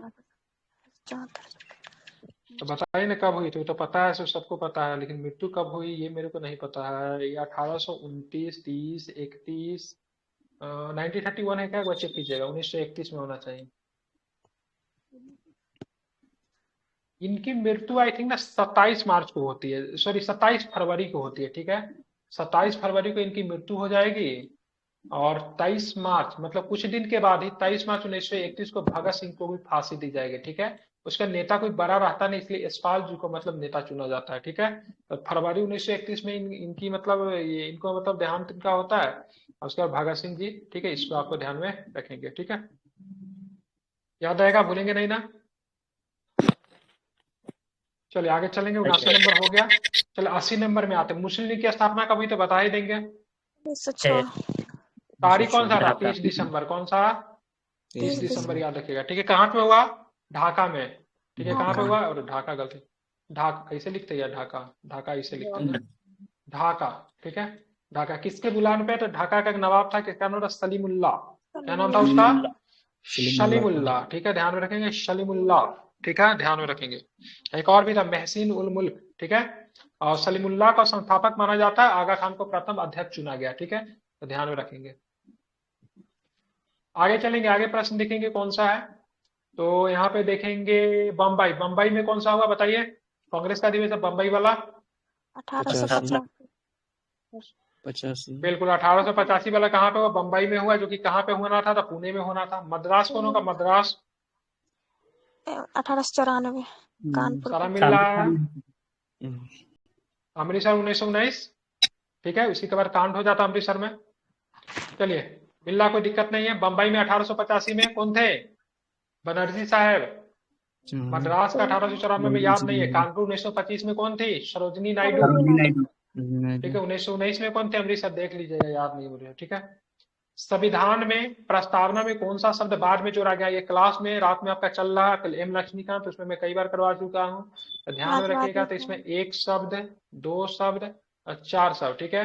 समाजवादी, धर्मनिरपेक्ष, अखंडता शब्द को जोड़े गए, ठीक है। 1976, ठीक है। 42 कॉन्स्टिट्यूशन अमेंडमेंट, ठीक है, ध्यान में रखना है, भूलना नहीं है, ठीक है। चलिए आगे चलेंगे, आगे प्रश्न चलेंगे। 1948 में, ठीक है, गठित भाषीय प्रांतीय समिति में शामिल व्यक्तियों का समूह में कौन था? कौन कौन शामिल थे? तो इनको क्या बोले? क्या बोलते हैं? जेपीवी समिति बोलते हैं। क्या बोलते हैं? जेपीवी समिति, ठीक है। जे से जवाहरलाल नेहरू, पी से पट्टाभी सीतारामैया, बी से वल्लभ भाई पटेल। इस समिति को जेपीवी समिति के नाम से आप लोग इसको आराम से याद रख सकते हैं, किसी भी तरह की कोई दुख तकलीफ नहीं होगी, ठीक है। कौन सी समिति? जेपीवी समिति बनता है, ठीक है, ध्यान में रखेंगे। अब इस जेपीवी बोलते हैं कि जेपीपी बोलते हैं, जो भी यार वल्लभ भाई पटेल से भी हो जाएगा और सीधे पी से पटेल याद कर सकते हैं, जो भी होगा देख लीजिएगा। अब आगे चलेंगे तो कितना नंबर प्रश्न होगा? कितना था ये? 84 नंबर। 85 नंबर प्रश्न की तरफ रुख अपनाइए। 85 नंबर क्या है? चलिए, राष्ट्रीय महिला आयोग की स्थापना कब हुई? बताइए जरा हमें। 92। बिल्कुल 92 में। 92 ऑप्शन नहीं है, नहीं, गलत पूछ रहा है, ठीक है, गलत पूछा। तो गलत भाई साहब यही है, क्या होगा? 1992 में होगा, ठीक है। जब पहली बार बनी थी तो इसके हेड कौन बनी थी? जयंती पटनायक साहिबा बनी थी। कौन बनी थी? जयंती पटनायक जो थी पहली बार मतलब हेड बनी थी, ठीक है। पहली बार हेड कौन बनी थी? तो जयंती पटनायक बनी थी। वर्तमान में कौन है? तो रेखा शर्मा है, ठीक है। वर्तमान में कौन है? तो रेखा शर्मा है, ठीक है। राष्ट्रीय अल्पसंख्यक आयोग 1993 सही है। राष्ट्रीय पिछड़ा वर्ग आयोग 1993 सही है। राष्ट्रीय मानवाधिकार आयोग 1993 सही है, इसमें कोई भी दो राय नहीं है। केवल महिला वाला जो है 92 में, महिला वाला कब है? 92 में है, ठीक है, इसे याद रखें। 85 नंबर, बिहार में शराबबंदी का संबंध किस अनुच्छेद से? रटा रटा हुआ प्रश्न, आर्टिकल 47 में केवल शराब ही बंद नहीं है। 47 राज्य के नीति तत्व का शामिल है। इसके लिए स्वास्थ्य के लिए जितनी भी नुकसानदायक नशीली दवाएं, मदिरा, ड्रग्स या फिर जितना भी मतलब उलंग चीज सब होता है जो कि बॉडी को मादक पदार्थ, सारे के सारे चीजों का मतलब बंद किया गया है, ठीक है। संविधान के 7वें अनुसूची में शामिल मूलतः विषयों में संबंधित कौन सा जोड़ा असत्य है? तो संघ सूची के 97 विषय सही है कि गलत है? गलत है। गलत है, सही तो गलत है। 100 को अरे होगा। 100 को था, अभी 97 को, ठीक तो है, अभी 97 को आ गया है। राज्य सूची में 66 विषय सही है कि गलत है? 61 होगा। 61 हो गया। गलत है, 61 होगा। इसमें क्या दे रहा है? ठीक है, संबत्ती 61 होगा। संविधान के 7वें अनुसूची में मूलतः विषय में कौन सा जोड़ा असत्य है? संघ सूची 97 सही लिया है, राज्य सूची 66 सही लिया, संवर्ती सूची में बोल रहा है भाई साहब 47 था, सही है। वर्तमान में 57। और ये पास्ट के चीजों को ले रहा है, ठीक है, पास्ट के चीजों को ले रहा है, ठीक है। ये 97 उस समय ठीक था, अभी 100 हो गया इसमें, ठीक है। उस समय 66 सही था, अभी 61 हो गया इसमें, ठीक है। और उस समय इसमें कितना था? उस समय 47 था, ठीक है। अभी कितना है? तो 52 विषय शामिल है, ठीक है। तो यहाँ पे 47 होना चाहिए। देखिए सभी जगह जो दिया है ना, तो सभी जगह वैसे चीजों को दिया जो कि मूल संविधान में थे, ठीक है। तो मूल संविधान में 47, मूल संविधान में 66, तो मूल संविधान में यहाँ पे कितना होना चाहिए? 47 होना चाहिए, जबकि यहाँ पे 50 भी वर्तमान वाला दे दिया है। इसमें वर्तमान में 52 है, इसमें वर्तमान में 100 है, इसमें वर्तमान में 61 है। मूल संविधान में 66 थे, मूल संविधान में 97 थे, अभी 100 है। मूल संविधान में से 47 थे, लेकिन अभी इसमें वर्तमान में 52 है, 100 दे दिया, इसलिए ये गलत हो जाएगा। बाकी से ये गलत हो गया, ठीक है। ये यहाँ पे देना चाहिए थे, देना चाहिए, मतलब पहले की बातें हो रही, वर्तमान की बात नहीं हो रही है, ठीक है। तो यहाँ पे 47 होगा पहले के संविधान में, अभी क्या है 52 है। इसमें पहले 97 था, अभी 100 है, ठीक है। इसमें बात करेंगे, इसमें कितना था? इसमें अभी 66, पहले 66 था, लेकिन अभी वर्तमान में 61 है। राज्य विधि द्वारा मृत्युदंड की सजा के निलंबन, दंडाधिकारी कम करने, दंड का स्वरूप बदलने का, ठीक है, शक्ति किसके पास है? राज्यपाल के पास। बिल्कुल ठीक है, ध्यान में रखें, राष्ट्रपति के पास। राष्ट्रपति के पास मृत्युदंड को भी माफ करने की शक्ति है। बाकी मृत्युदंड को निकाल देते तो सारा शक्ति राज्यपाल को भी प्राप्त है, लेकिन राज्यपाल मृत्युदंड को माफ नहीं कर सकते। यहाँ पे मृत्युदंड भी लगा दिया, इसीलिए ठीक है, राष्ट्रपति, ठीक है। आगे चलें, किसी सदस्य को संसद की सदस्यता रिक्त करनी होगी, कितने दिन की अवधि तक अगर अनुपस्थित रहता है तो? 60 दिन। 60 दिन। और भी इसमें ऑप्शन सही लग रहा है? तो पहला तो यदि उसे सदन द्वारा निष्कासित कर दिया जाए, ये भी सही है। यदि सदन में अनुपत्ति के आधार पर, ठीक है, 60 दिन, यहाँ पे 2 महीना मत कीजिएगा, 60 दिन सही लेता है। संबंधित पार्टी द्वारा निष्कासित कर दिया जाएगा तो उसकी सदस्यता नहीं जाएगी, ठीक है, ध्यान रखिएगा। अगर पार्टी चेंज कर लेगा, ठीक है, तो दल बदल तब लागू होगा, लेकिन पार्टी उसको निष्कासित कर देगी तो उसकी सदस्यता नहीं जाएगी। तो इसका 1 और 2 क्या है, सही है, ठीक है, ध्यान में रखेंगे। देख लेता हूँ एक बार कितना है, कितना 88 का बी, ठीक है, 88 का बी, ठीक है, मैं सही बताया, ठीक है। पार्टी द्वारा अगर निष्कासित अगर करेंगे तो उसकी सदस्यता नहीं जाएगी। अगर पार्टी को खुद ही अगर छोड़ देगा देन उसकी पार्टी की सदस्यता जा सकती है, क्योंकि पार्टी छोड़ के, ठीक है, अगर किसी अन्य पार्टी को ज्वाइन कर लिया तब उस पर कौन सा लगेगा, दल बदल लगेगा, ठीक है, ध्यान में रखेंगे, ऐसे दल बदल नहीं लगेगा। Point to be noted. आगे चलेंगे, क्या है तो आगे देखेंगे आपको। हाँ, उच्चतम न्यायालय का न्यायाधीश बनने के लिए निम्नलिखित में से कौन सी अर्हता है आवश्यक नहीं, उसे भारत का नागरिक होना चाहिए और किसी उच्च न्यायालय में कम से कम 5 वर्षों के लिए न्यायाधीश होना चाहिए, सही है। उसकी उम्र 35 वर्ष से अधिक होनी चाहिए, राष्ट्रपति की नजर में सम्मानित न्यायविद होना चाहिए। बताइए कौन सा इसमें सही नहीं है, ठीक है। 89 की बात के बिल्कुल ठीक है, ये वाला जो है he should be not above the 35 years age, ये गलत है, ठीक है। 35 साल से अधिक एज की नहीं होनी चाहिए, ठीक है। उसको मतलब मैक्सिमम अगर 65 वर्ष के, ठीक है, 65 वर्ष से अधिक एज का अगर कोई व्यक्ति होगा तो मतलब उच्चतम न्यायालय का न्यायाधीश नहीं बन सकता, लेकिन 35 वर्ष का चर्चा किया है इसलिए इट शुड बी रॉन्ग, ठीक है। ये आपका सही है, बाकी ये आपका सही है, ये आपका सही है, ध्यान रखेंगे। चलिए आगे चल, निम्नलिखित में से राष्ट्रीय आय में क्या शामिल नहीं किया जाता, बताएंगे जरा हमें, क्या राष्ट्रीय आय में शामिल नहीं किया जाता, बताइए जरा हमें, ठीक है। 90 नंबर प्रश्न क्या कह रहा है आपसे, साधन कर, विदेशों से प्राप्त शुद्ध आय, अप्रत्यक्ष कर मतलब इनडायरेक्ट टैक्स, या फिर अनुदान या सब्सिडी। तो अप्रत्यक्ष कर को राष्ट्रीय आय में शामिल नहीं किया जाता है, ठीक है, इसको आपको ध्यान में रखेंगे, क्या हो जाएगा तो अप्रत्यक्ष कर, ठीक है। विश्व में सबसे निष्पादन बजट, ठीक है, निष्पादन बजट को इंग्लिश में क्या बोलते हैं, परफॉर्मेंस बजट, ठीक है। परफॉर्मेंस बजट की शुरुआत किस देश के द्वारा की गई, तो यूएसए के द्वारा की जाती है, इसका नाम क्या है, संयुक्त राज्य अमेरिका के द्वारा की जाती है, ठीक है, निष्पादन बजट, ठीक है, ध्यान में रखेंगे। आप चलेंगे 92 नंबर प्रश्न देखिए, न्यू डेवलपमेंट बैंक के निम्नलिखित कथनों पर विचार करें, ठीक है। न्यू डेवलपमेंट बैंक के निम्नलिखित कथनों पर विचार करना है, इसके सदस्य में ब्रिक्स, इसके सदस्य ब्रिक्स में भी शामिल है, तो बिल्कुल इसके सदस्य जो है ब्रिक्स में भी शामिल। इसका मुख्यालय की बात करें नई दिल्ली में, ठीक है, इसका मुख्यालय की बात करें नई दिल्ली में नहीं, इसका मुख्यालय कहाँ है, बीजिंग ठीक है, शंघाई नहीं, शंघाई चीन में।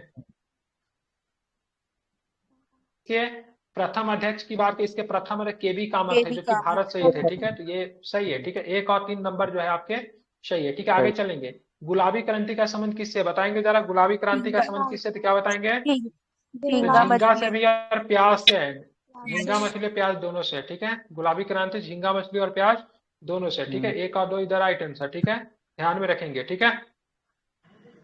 अब आगे चलेंगे तो आगे क्या प्रश्न है उसको भी जरा देखते हैं, ठीक है। बात करेंगे बुल एवं बियर शब्द की बात करें, किससे संबंधित है, स्टॉक एक्सचेंज से संबंधित है, बताने की आवश्यकता नहीं है। बुल का मतलब क्या होता है, ऊपर जाना, बियर का मतलब क्या होता है, डाउन आना, ठीक है, ध्यान में रखेंगे, ठीक है। चलिए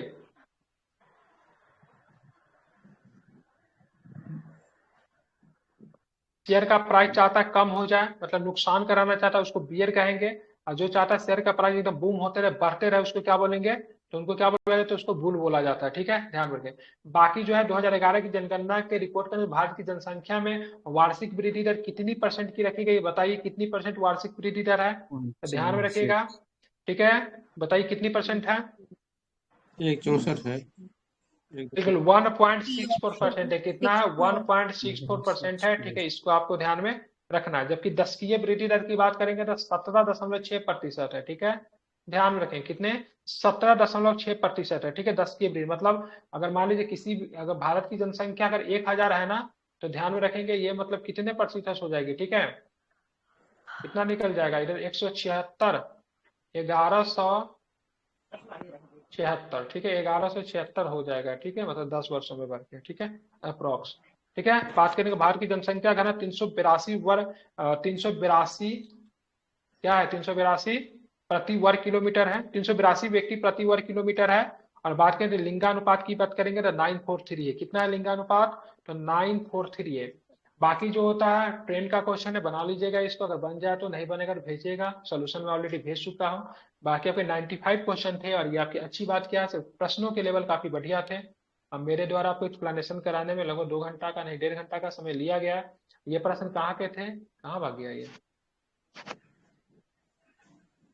इम्तिहान आईएएस का सेट था, ठीक है, मतलब अच्छा इंस्टीट्यूट माना जाता है इसको, वहां से सेट को दिया गया था। इसके 2 सेट आपको हो चुके हैं, दोनों सेट जो है आपको होमवर्क ग्रुप में उपलब्ध है।